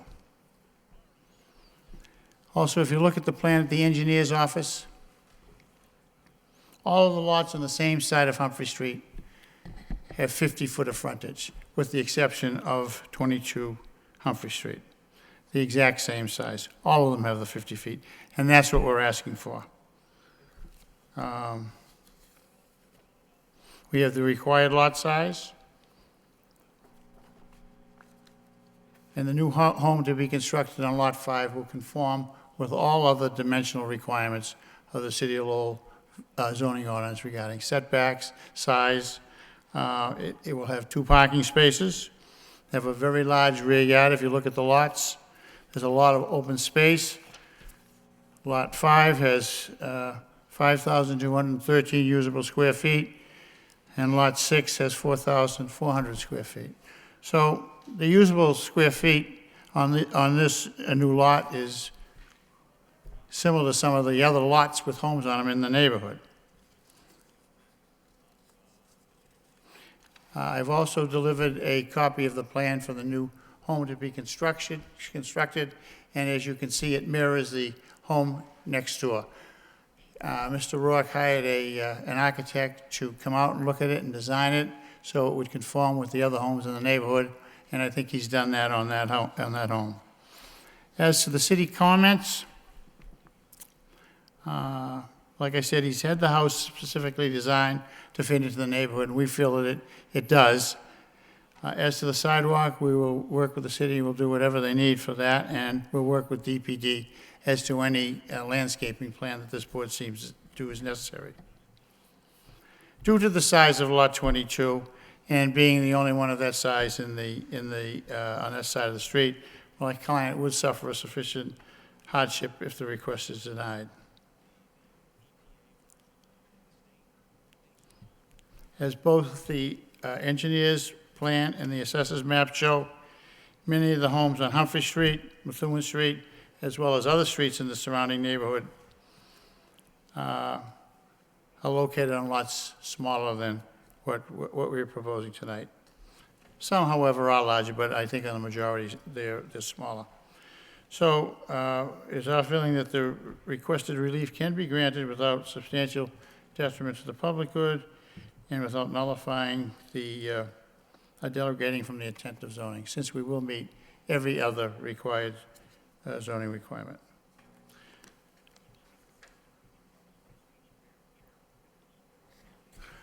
I have Mr. Rourke with me tonight, who would also like to address the board, because there's been some concerns about the neighbors, and he'd like to tell what he intends to do. Ryan, you want to- Hi, my name's Ryan Rourke. I live at 66 Regency Drive. I know some of the concerns of the traffic. I don't think 2 or 3 more cars is going to create a lot of traffic in the city, on Humphrey Street. I am going to get driveways on both properties to create off-street parking, which is shown in the plan. And I've renovated a lot of homes in the Christian Hill area, Lower Centerville, across the city. I think most of the neighbors, pretty much all the neighbors across the city, homes I've renovated, it's helped those neighborhoods bring up values. And that's all I'm trying to do here is put another nice house in the city of Lowell for a family. Any questions? No, not at this time. Thank you. That being said, I'd like to open up the public hearing. Those wishing to speak in favor? In favor? My name is Anne Marie Page. I live at 26 Fremont Street in Lowell, and I sit on the board of the Centerville Neighborhood Action Group.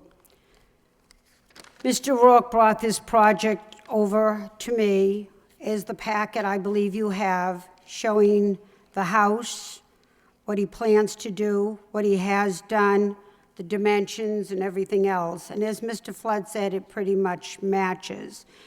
You very seldom see me there, I know you're laughing, Mr. McCarthy, saying that this looks like a good project, because we usually have to come down here to tell you when it's not a good project and hope that you're going to listen to us. Mr. Rourke handed out 30 of these packets in the neighborhood. He handed them out on Humphrey Street, Methuen Street, and Beacon Street. He did a project that you see in here at the top of 3rd. The very top of 3rd. It's 254 3rd Street. That house was abandoned for many, many years. Somebody who was not neighborly went in and stole all the copper out of it. And again, it was abandoned. I don't think they have that. Oh, I'm sorry, because I have an extra one. Thank you, Counsel. I apologize, I thought you had that. Here, Mr. Flood. Here's another one if you need another one for that table over there. And he made it into a nice-looking home, because while it was empty, it devalued everybody's house on the street. There were all kinds of critters going in, 2-legged critters, 4-legged critters, you know.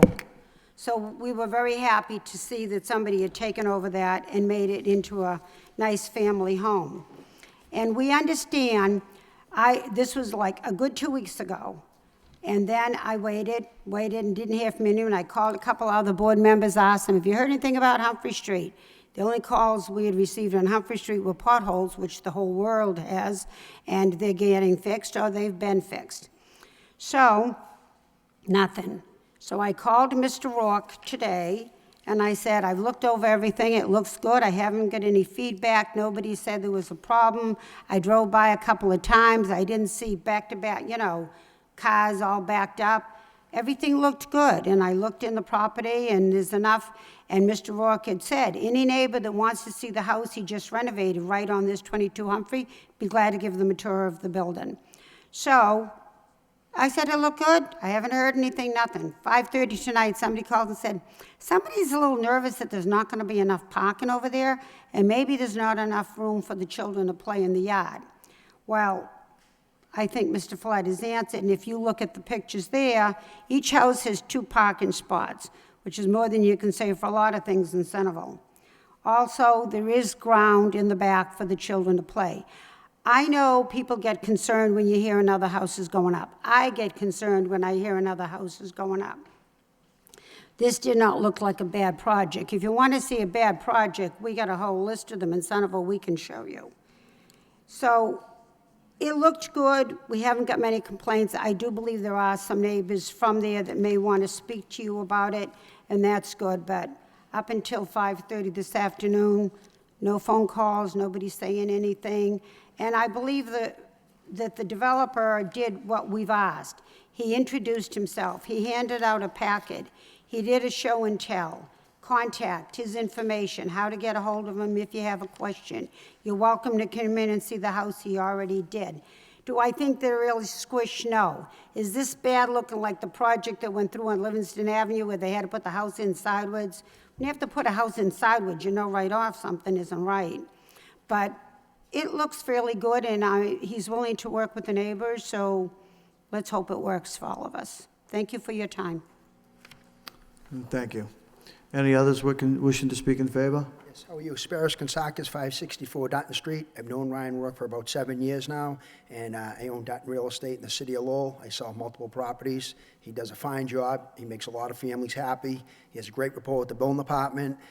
I know people don't like to have the they don't like to get rid of the open space, but this day and age, you know, who's going to cut 9,000 square feet of land with working, kids, and et cetera? I think this house would fit perfect in the neighborhood. All the other houses that are similar size lots, and I think it'd be a great project for the neighborhood. Thank you. Thank you. Any others wishing to speak in favor? In favor? In favor? That portion of the public hearing is closed. Anyone wishing to speak in opposition?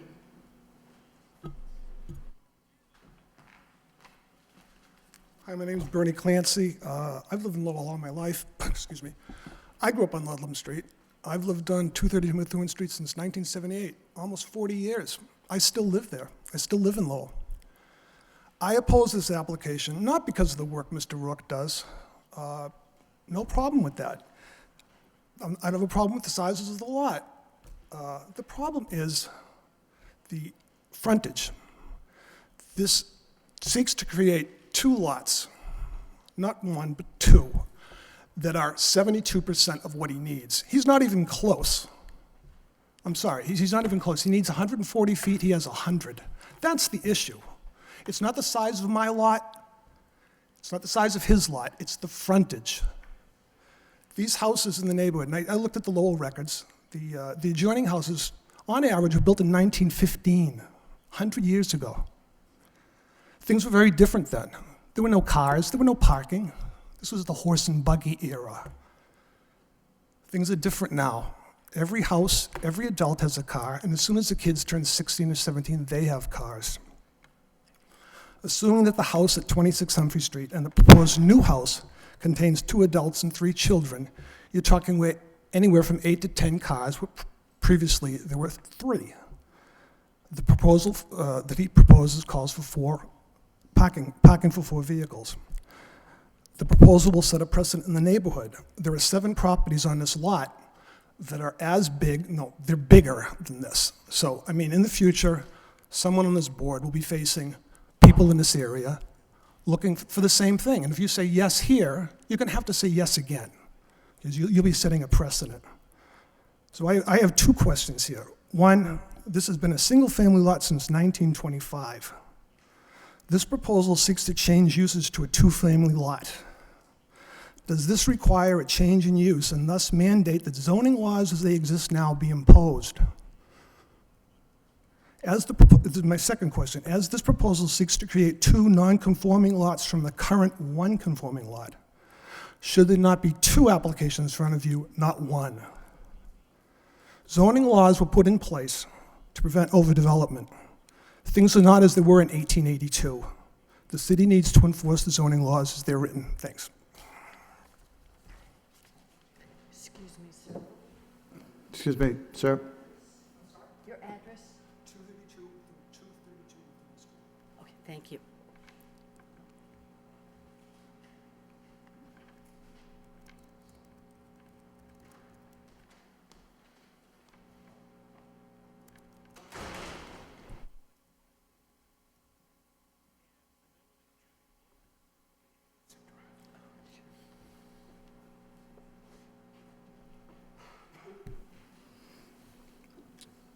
Moving forward, anyone else wishing to speak in opposition? In opposition.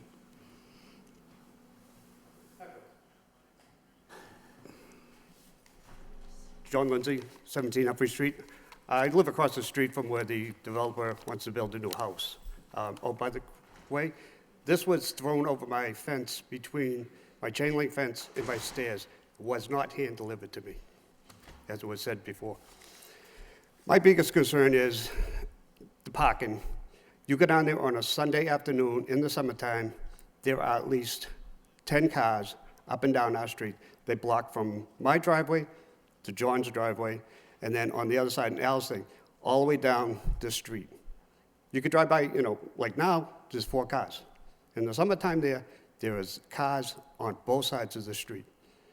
My biggest concern is too is there is a dip in the middle of my street. I'm waiting for a sinkhole to swallow a car coming down the street. When he starts bringing trucks in there, is the street going to collapse? Where's it going to put the dumpster? He said 2 cars parking for each house. If they have a party, where's all these people going to park? Because it happens now, the whole street gets full of cars. This wintertime, there was no parking on the street at all. There was a car up the street, had sideswiped because it was so far off the curb, you couldn't get by, and it tore the mirror and the door off. And the other thing, what is the recommended hours for building? Is it 7 to 3:30? Because Linda and myself, when we was doing the house over, 2 o'clock in the morning, we'd hear people next door going in and out of the house, all times, all different times of the night. So my biggest concern is, where they're going to put the dumpster when they're building this? They're going to dump it in the street? Because if they're building a house, they can't put it in the yard because there's no room. The other thing is the street. All these trucks coming in to concrete and lumber and all this, our street is horrible. I called up the highway department to see if they have it replaced. It's not on the agenda. And like I said, now you're going to put more traffic in here with building. I don't think it's going to take it. And it's on a bus route.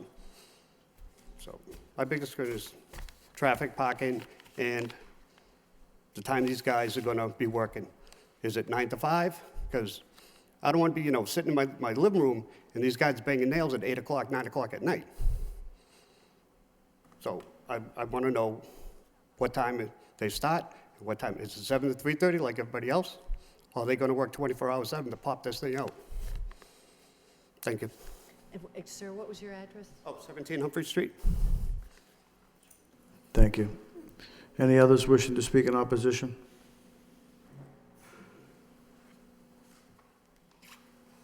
Good evening. My name is Al Rushlow. I live at 10 Humphrey Street. I'm in the abutter to where he wants to build a new home. When he first bought the property over there, he came over and talked to me and said he wanted to build a single-family home for his mother and father to put on that little lot. He was going to put up a big privacy fence. I didn't really mind that at first, and then I started thinking about it. But you live on that street during the holidays, you get families that come over, they visit other families. There's traffic parked all the way up to Methuen Street. Now if you turn around, you start adding more traffic and more cars parked on the street. That's a main bus route. The bus goes by every 30 minutes.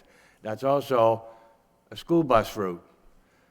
School buses come down Humphrey Street and go up Humphrey Street. You start putting more cars and parking near the edges of the street of Methuen and Humphrey Street, that's going to make it very hard for those buses to make that turn. Safety of those kids. And this winter, just like any other winter, it's a 2-lane street. Winter comes, the plows come by, It's a one-way street. Am I correct? You start adding more cars, the street's even gonna get narrower down by our end, because the guy's not gonna be able to push it up to the sidewalk. He can't do it now because of the other cars back down at the other end. That's my concern. Thank you, sir. Any others wishing to speak in opposition? Hello, Andrew McLaughlin, 41 Humphrey Street. Humphrey Street in the wintertime is one of those roads that unfortunately is a very low grade. So a lot of people use Humphrey Street to get through Christian Hill, to get around Christian Hill, because all the rest of the roads in the neighborhood do have such a grade that they can't make it up it. I've called several occasions to the police department because of the traffic on Humphrey Street, and one of the big problems is the cars on the summertime end up all parking up the sidewalks because the traffic is so large going up and down that street. So now the kids can't use the sidewalks because the cars are on it. And the police department tell me there's nothing they can do because they need to keep the traffic wide enough for 2 lanes. So the more and more cars we put on this street is just going to increase this problem. Also, there is no sidewalk on Humphrey Street from the first house on Methuen Street up until this property, and the sidewalk in front of this property is totally destroyed from the trees and stuff that used to be there on the sidewalk. So, again, people can't use the sidewalk on that side of the street because for about 150 feet it's non-existent. And the problem is the city just isn't doing anything to put a sidewalk there. You got the school right there on Beacon Street. There are a lot of kids walking around that neighborhood that go to the Robinson, that go over to the McCullough School. And you get the soccer fields on Beacon Street with all the kids walking around and everything. The more cars and stuff that are on Humphrey Street, it's just gonna get more kids out there in the street, and the street itself is terrible. I mean, there are so many potholes in that street from the volume of traffic going up and down it that it would be nice to have some kind of traffic study on that street just to show them how much the volume of traffic is going up and down there from people cutting over. They come up or across from Duck Island, go up Christian Hill, and then come down Humphrey Street to get away from the Bridge Street traffic.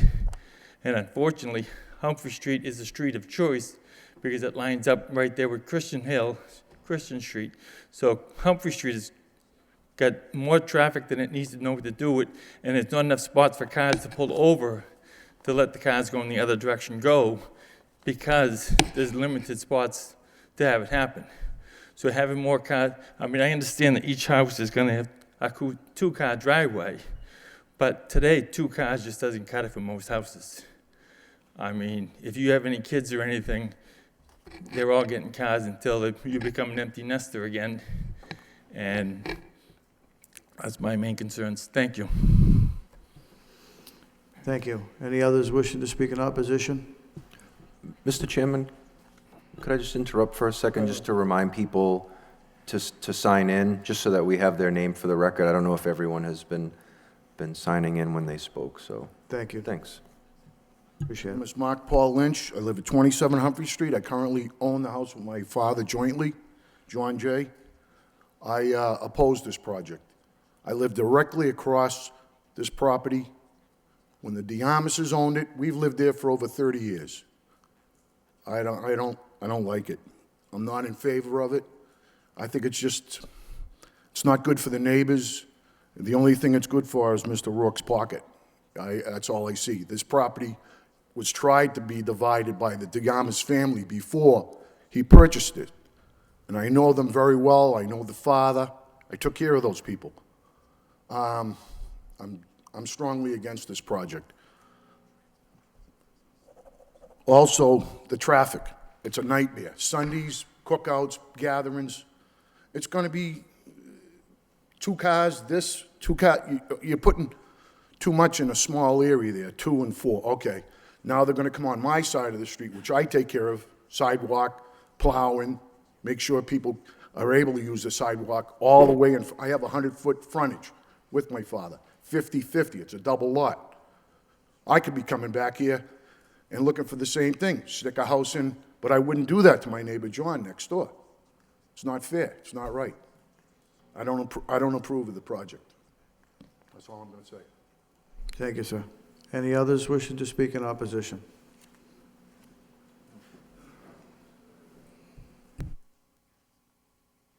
I'm Janice Clancy. I live at 232 Methuen Street. I've lived there for almost 40 years, and I just disapprove the project because I think our neighborhood doesn't need more value. It's a wonderful neighborhood the way it is. We don't need more traffic. It's just like we have had neighbors, you know, through the years. You live there, the kids grow up, they start off with 2 cars, then they have 4. We go down Humphrey Street all the time. The traffic is an issue. And to me, the whole thing is, you know, you have zoning laws to protect us from overcrowding. I mean, I'm not living in 1882, the last time I looked. And I just find it really almost insulting to that. We're reverting back to that. And I think we have really a very nice neighborhood. It doesn't need more traffic, and we have not only school buses, but the bus line, and it is very congested. It just, I mean, I love our neighborhood, and I oppose it just because I think we don't need it. The neighborhood is good the way it is. It's, you know, it's very nice, and I don't think it adds anything to our neighborhood at this point in time. You know, and it's, why are we reverting back to something in the 1800s? It's 2015. So I just oppose it. And the traffic, too, is another huge issue. So it just, I feel it's my neighborhood. I love it, and I like the way it is. And, you know, I don't think something should be imposed upon us. And that's all I have to say. Thank you.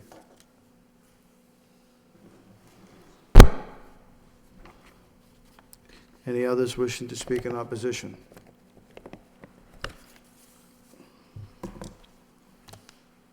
Good evening. Good evening. My name's Scott Fuller. I live at 246 Beacon Street. I've lived in Christian Hill for about 50 years, my whole life. There's been other developers, you know, I seen the work Mr. Walker's done on 3rd Street, did a great job with that single-family home. It was like that for about 30 years. Rehabbed it, looks great. Enhanced the neighborhood, didn't add another house in the backyard. Did a great job when I drove by, it looks great. Problem with these different builders and other investors, they want to make every dollar they can. I don't blame them. But you wouldn't want it done across the street from your house. We don't want it done across the street from our houses, our neighborhood. It's going to affect the integrity and character of the neighborhood. Safety, quality of life, we could go on and on with what it's going to do in a negative way to the neighborhoods. We don't need that. Someone made reference, we don't need it to look like Lower Centerville. Well, unfortunately, Lower Centerville, congested area. If you drive down there, all these neighborhoods are tough. Christian Hill, up on top of the hill, we don't need congestion. We have enough as it is. Humphrey Street, Beacon Street, they're all cut-through streets. Extremely bad. We don't need to add more to it. He doesn't have the frontage on that. And if you look at the pictures, they look good. They're color and everything, but they're so tight. You got cars parked in the driveway of your houses. God forbid you have a cookout in the backyard. How are people going to walk through? Turn sideways to get between the cars and your neighbor's house? It's very tight. Looks good. It's going to affect the neighborhood in a negative way. And I spoke to someone in the, just so you're aware of this, someone who's involved in building. And he told me, someone else, if this gets approved, that property is going to be sold to another builder. I'm very concerned about that. I just found that out this afternoon. So that's definitely a big concern. And that's all I have to say. Thank you.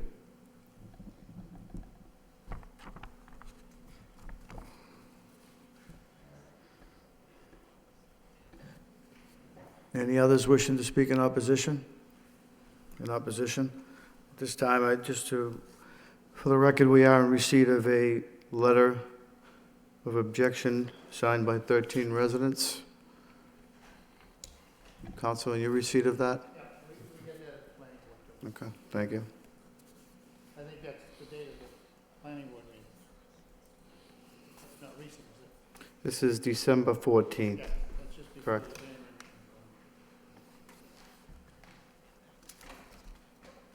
meeting. Any others wishing to speak in opposition? In opposition? In opposition? That portion of the public hearing is closed. I'd like to open up to the board. Sean? Thank you, Mr. Chairman.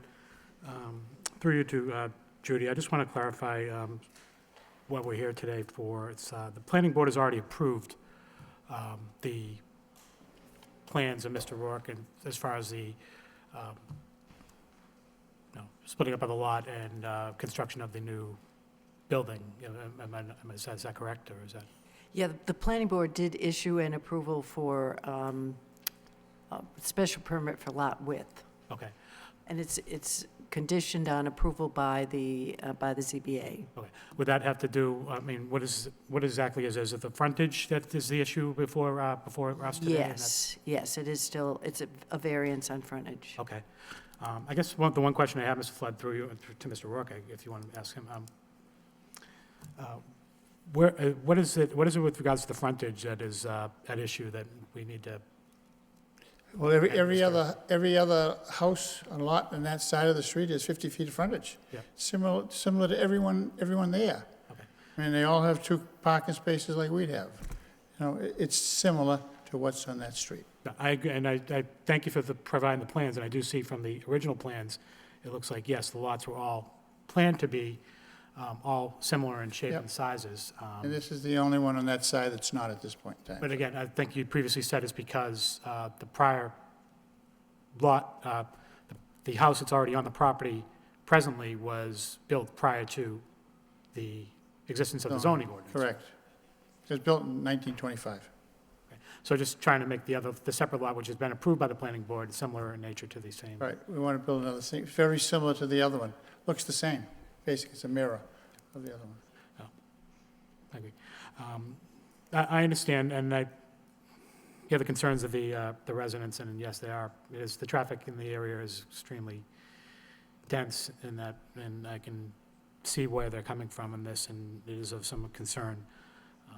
But on the other hand, I do see, based on the plans that have been provided, or the original plot of land and the breaking down of the lots, it is kind of in the nature of what the neighborhood was supposed to be. I just want to make it clear for the record, Mr. Fuller said something about it, heard that he was going to sell a lot to another builder. He's not. He's going to build it himself. He grew up in the neighborhood, he's concerned about the neighborhood, he'd like to build a nice home in the neighborhood, so he has no intention of selling it. Okay. Thank you. I don't have any further questions. Thank you. Thank you, Sean. Michael? Thank you, Mr. Chairman. Judy, sorry to ask you so many questions tonight, but what is the required number of parking spaces for a single-family home in this zone? It's 2 spaces. Okay. So it would be whether it's 2 side by side, or it looks like these are going to be one behind the other. Serial, yeah. That's permitted in a residential district, yes. I know that parking is a concern in that neighborhood.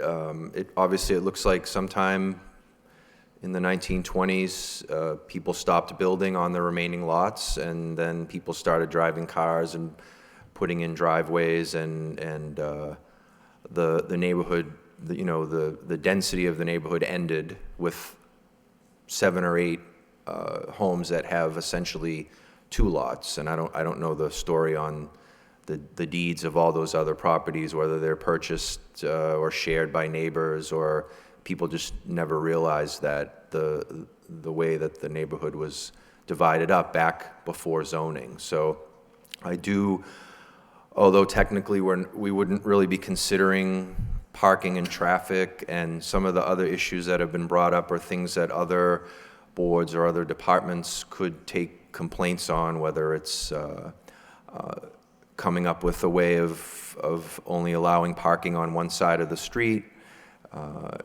with a number of houses on the street that I noticed, at least it appeared to me, still don't have driveways themselves. But I do have a concern with adding another home to this street that doesn't meet zoning. I mean, they are all, in essence, pre-existing conditions where they have 50 feet of frontage based on how the lots were cut up, over 100 years ago. So I have concerns, although when I first looked at the site and the project, I thought it was the opposite of the site that we just finished the last 2 hours discussing, in the sense that it just didn't make sense for that neighborhood. This, on the surface, to me makes sense. I might like to hear a little bit more from some of the more seasoned members of the board.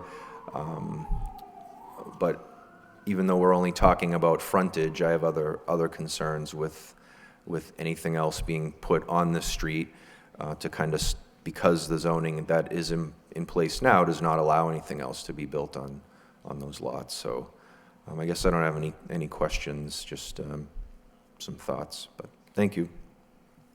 Thank you, Michael. Dennis? Through Mr. Chairman, I guess I'm surprised at Anne Marie Page coming out here tonight, because part of our role here, I think, is to uphold zoning. And I see that zoning changed to a different number than what was previously adopted or accepted at 50 feet. So at some time between 1882 and when zoning maps were done in the city in the 60s, I think, and when the latest round of zoning happened and changed, we've decided that 70 feet is the right number. And that seems to be because of the characteristics of the neighborhood, that if you have a 50-foot wide lot, it's a denser build, it's a denser kind of setup, it's a denser way of living, and it's out of character with what this neighborhood is, which is surprising. I agree, because I'm looking at this map here, and I'm seeing all these other houses on the street Well, the same that are size. 50 feet.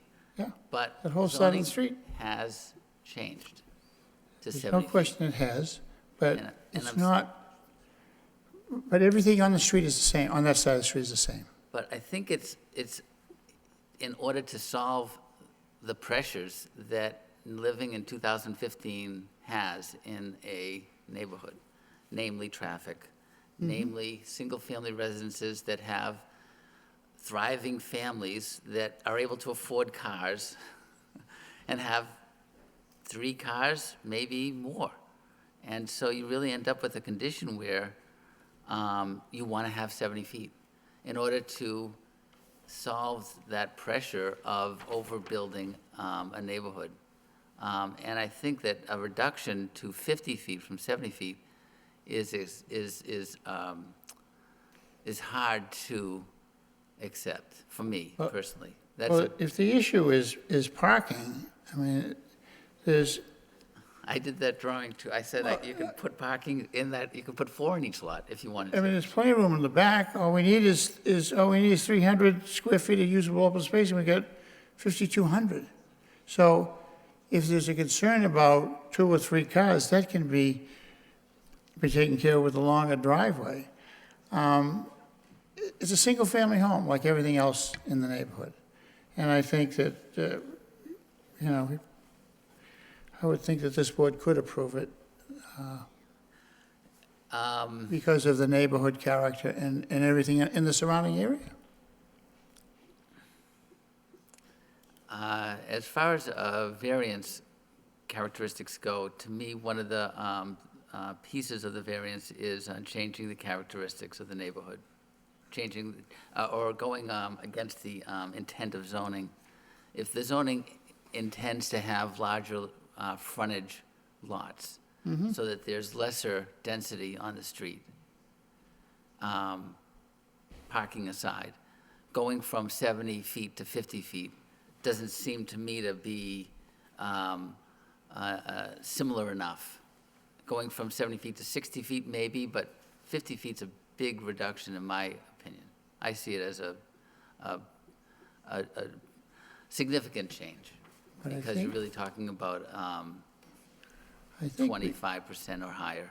I think before the recent, I don't have it in front of me, but I think before the most recent zoning change, the frontage was 55 feet. We're dealing with what's on the table today. I understand 70 that. feet I what's on the understand table that. today, and it's zoned that way for a reason. I would accept the city's zoning. And I personally feel that that's too different a number from going from 70 to 50, even though it matches everyone else on the street. But I think the way zoning is set up, I don't think we meet that piece in the zoning, the characteristics for granting a variance. That I think is a substantial change or variation from what zoning is allowing. So I think that we, personally, I should look at something closer to the 70-foot number, but I don't know how you would do it. You can't. So You can't. It's 100 feet across. I don't think I can support this change. Thank you. Thank you, Dennis. Van? Mr. Chairman, all the comments and questions that I had were already mentioned by my colleagues, so I have no comments. Thank you. The only comments and concerns are when I look at this neighborhood, I know it fairly well. I know it as a cut-through, as Pekin Street. I know parking's always been an issue in the city, in the neighborhoods, parking on both sides of the streets. I did visit the site a couple weeks back. It seems to be a large amount of debris on the offside. Well, that the sidewalk ends there, it was all cleaned up. There is a section of sidewalk, but it kind of ends. It appeared it might have been a tree there or something, it just kind of ended. So as it relates to the sidewalk, I know there's probably a total of 100 feet of sidewalk. Yeah, there'd be 100 feet in front of us, yeah. In front of the house and in front of the existing house, so, I do have some concerns about the parking as far as it relates going back deep into the property. I don't think the house can sit any further back. There's no other proposal. You can't because of the maximum. Because you're gonna setback. encroach on the maximum on your side and your rear setback. Try to keep so- it like the other homes, yeah. Correct. So I do struggle with this particular project at hand, as it relates for the development of the developer and the project, but as it relates to the concerns of the neighbors.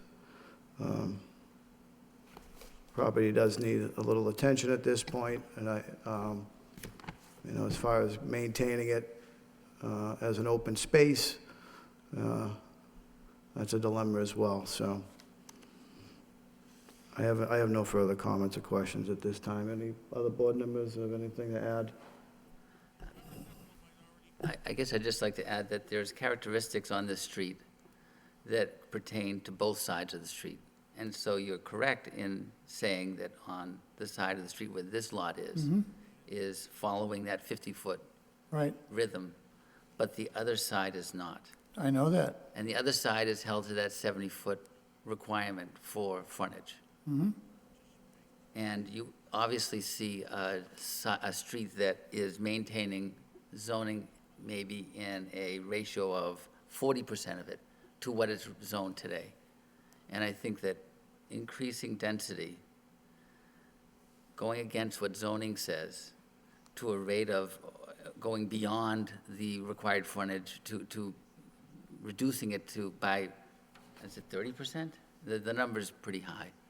I think that that's a significant downgrading of the intent of zoning. Well, that's what, the frontage was when this was originally presented and approved, so that's what's there. There's nothing I can do about that.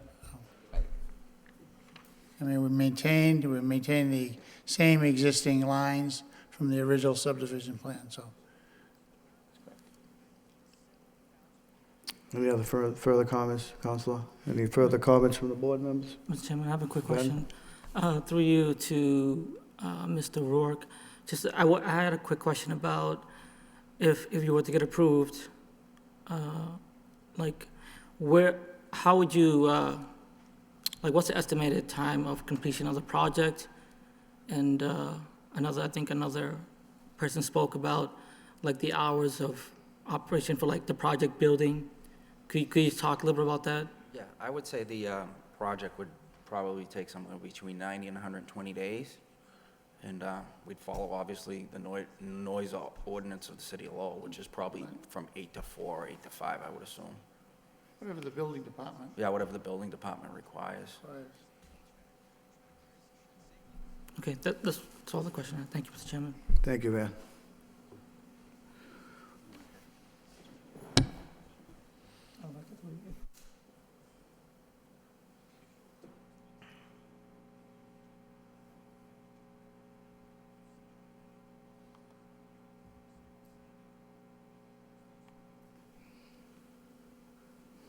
So, Mr. Flood, I believe that Member Peck is requesting a condition of 90 to 120 days for completion, as stated.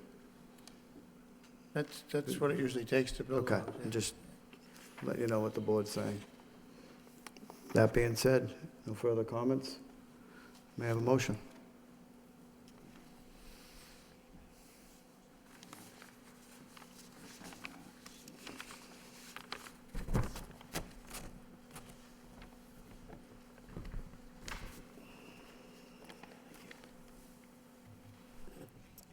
Through Mr. Chairman, I'd like to make a motion for ZB 2015-012 variance for ZR Realty Trust at 22 Humford Street with the following condition, that the construction to complete the home take no longer than 90 to 120 days.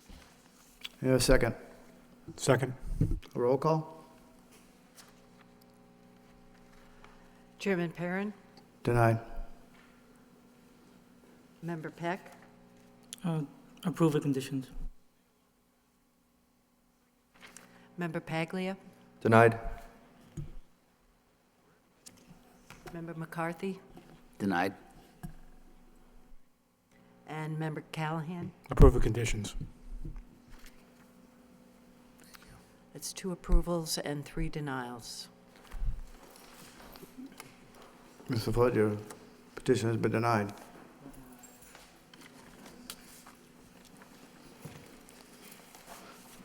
That being said, moving on to our last petition of the evening. ZB 2015-13, the 777 Central Street. The proposal consists of a relocation of the property line of subject property without meeting frontage requirements with the existing single-family containing pre-existing front yard and side yard deficiency. The proposed project is located in traditional mixed-use zoning district and requires variance approval from the Zoning Board of Appeals under Section 5.1, 6.1.10 of the ordinance ordinance. Good evening. Good evening. Good evening, Mr. Chairman and members of the board. My name is Matthew Palmer. I am here representing Agostino Ormond and Rose Ormond, who are present. This evening, we're seeking approval of a variance for the adjustment of the property line between 2 adjoining properties that they both own.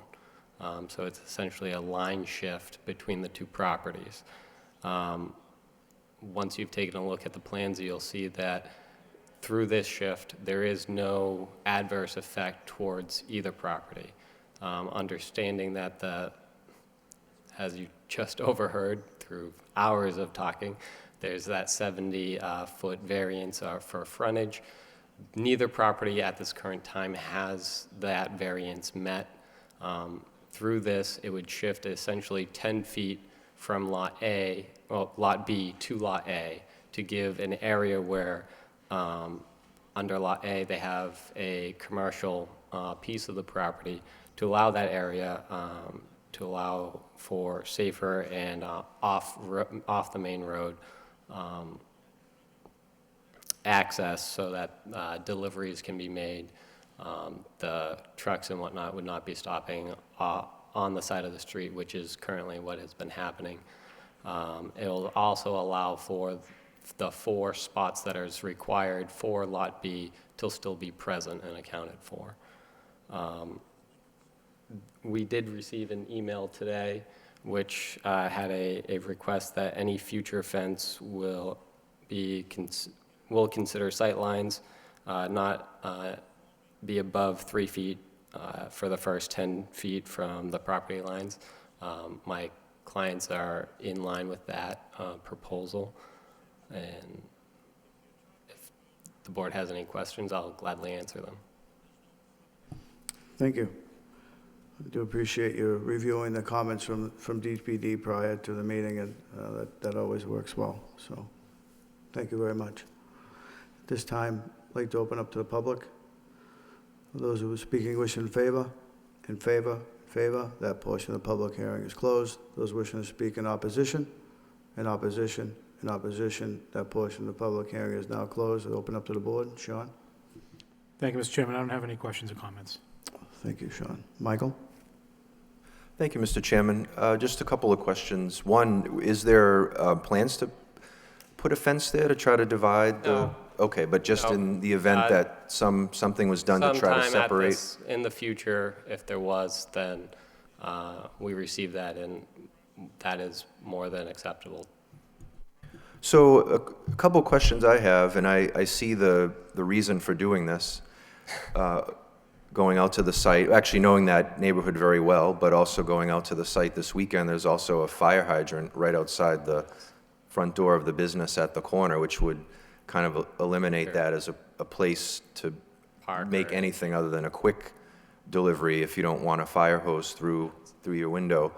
But I'm just curious how the new parking situation might be enforced. I'm assuming the building to the right is a rental property where there are tenants there? Yes. Because I noticed I noticed a couple of pickup trucks, construction-type vehicles that really just filled both the street and that lot. And so I'm wondering, I guess just out of curiosity, how moving the property line is going to solve the problem. I'm in favor of doing it if it's going to help solve the problem. I'm just wondering how, because also on the side of the commercial building, there's a small concrete ramp to help you get in and out of the property, which it seems like that would need to be removed in order to actually allow the parking to take place. But so just out of curiosity, again, I'm in favor of shifting it. The petitioners own both properties, so it's not really an issue. I just wonder how people park there now. Never mind if you move the property line over, unless you build a 2-story garage there, like the kinds that you see in Manhattan with the elevators. I don't know how people park there in the first place.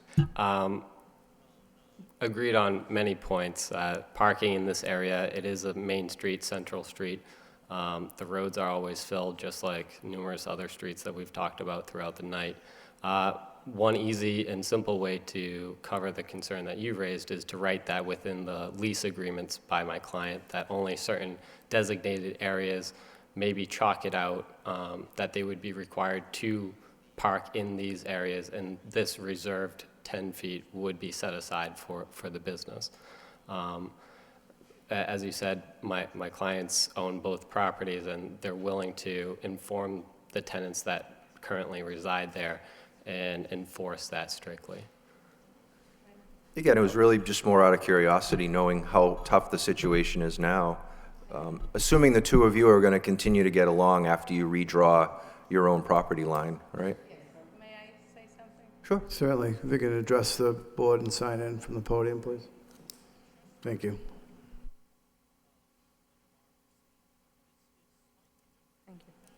My name is Rose Armand, and I'm owner of both properties. And the issue with 789 Central Street, it has a business, a variety store downstairs.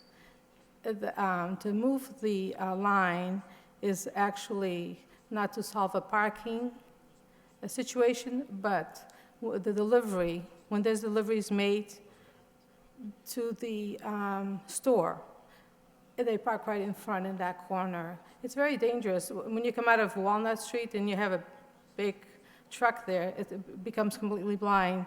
Or when you come out of the driveway also, it's completely blind. So this would help the business. If one day we sold one of those properties, 789 Central, it has no area in order to use to unload, okay? So this way, it would give them an area where a truck could come in off the street to unload. And therefore, that corner there is much safer. That's the issue here.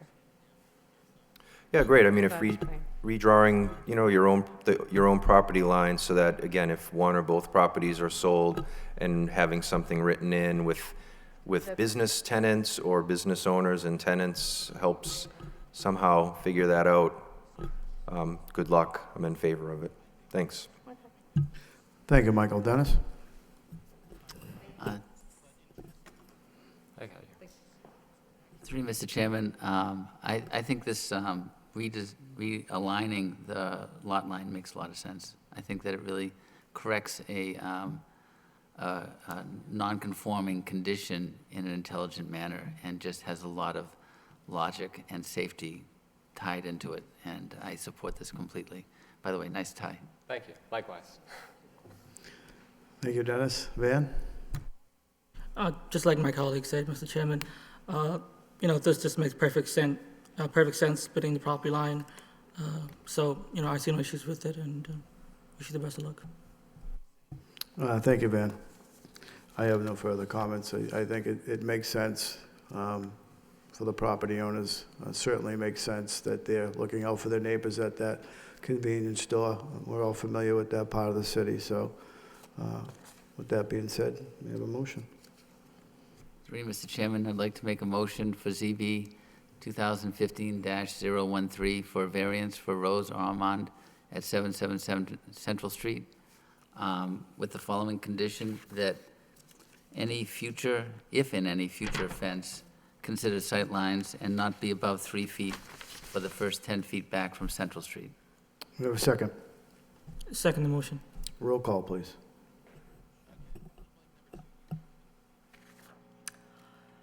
Chairman Perrin, Approve with condition. Member Peck, Approve of conditions. Member Paglia, Approved with condition. Member McCarthy, Approve with condition. and Member Callahan. Approved with conditions. Sir, you've been approved. Best of luck. Thank you, Board. Thank you for your time. Very educational, by the way, and I take off my hat to you. I never appreciated, I have to say this as a resident of Lowell, Mass. Could you say this for the record from the podium, please? I would 21. I've been in this chambers before, but not from the beginning till the end, and not where I'm the last one. And I have never appreciated, and I don't think anyone in Lowell appreciates what you go through here in this chamber. And the patience that you have. May God bless you. And Thank you very much for your kind words. Have a great evening. That being said, we have two items left on the agenda on other business. Discussion at 1600 Middlesex Street. Request for an extension of condition granted by special permit for an automotive sales operations. Any comments, Judy? Okay, yes, so, on a second. Yes, so the board did grant a decision that it was granted with conditions. Received 714 mailed. Okay, it was on October 16, 2014. And the conditions were that the brush and debris and stumps be removed by December 2014, that the applicant apply for a license with the License Commission within 30 days after the appeal period of the special permit ends. If the license is granted, the property owner can commence operation within 14 days. The applicant shall abide by vehicle limit and any other conditions set forth by the License Commission. The rear of the property shall be used for employee and customer parking only. Vehicles shall not access or egress the property across the front property line. Vehicles on the lot should be maintained in a legally drivable condition. No storage of cars not legally drivable shall be allowed, and lot shall not be repaired or repaved without prior approval from the city engineer, and is subject to administrative review by the planning board 6 months following the issuance. At this, as of today, the applicant has not applied to the License Commission. I do have a letter from Eric Slagle, Director of Development Services, again referring to the ZBA granted conditional special permit for the property located at 1600 Middlesex Street to operate a used car sales business. One of the conditions was they apply for the license within 30 days. Decision letter was filed on December 1st. The time to apply before the License Commission lasted until January 20th, 2015. Since no application has been filed, the conditions of approval have not been fulfilled. And given the failure of the applicant to meet the deadlines, the special permit is no longer valid, and all unregistered vehicles must be removed from the property. And according to our zoning enforcement officer, there have not been any changes made to the property since this decision was made and filed. So procedurally, they're seeking an extension of, An extension to To allow more time to what apply to time? the License Commission.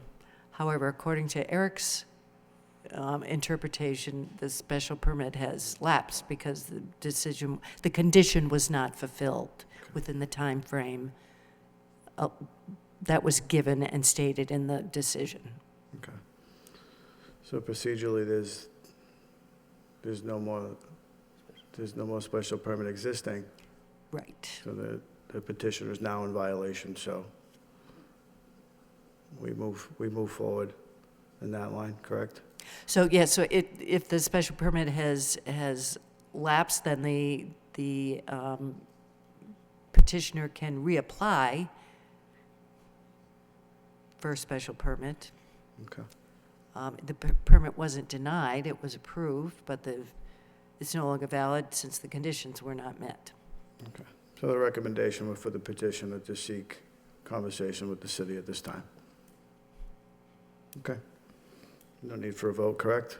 Just discussion. Right, it's just Okay. discussion. All right. Thank you. Moving. Good evening, sir. All set? Yeah. Would you like to address the board? No. Okay. So you heard the comments from the city. It would be just in your best interest to contact the city and move forward in the line. Okay. Okay? All right, thank All you. right, thank you. With that being said, moving to the final piece of our agenda, we have minutes for approval. Minutes of March 23rd, 2015, and February 23rd, 2015. With all members having the ability to read the minutes, I make a motion. Through you, Mr. Chairman, I'd like to make a motion to approve the meeting minutes from both March 23rd, 2015, and February 23rd, 2015. I have a second. Second? Roll call. Chairman Perrin, Approved. Member Peck, Approve. Member Paglia, Approved? Member McCarthy, Approve. and Member Callahan. Approved. The meetings are accepted to public record. No other business on the agenda. I make a motion to adjourn. A second? Second motion. Thank you.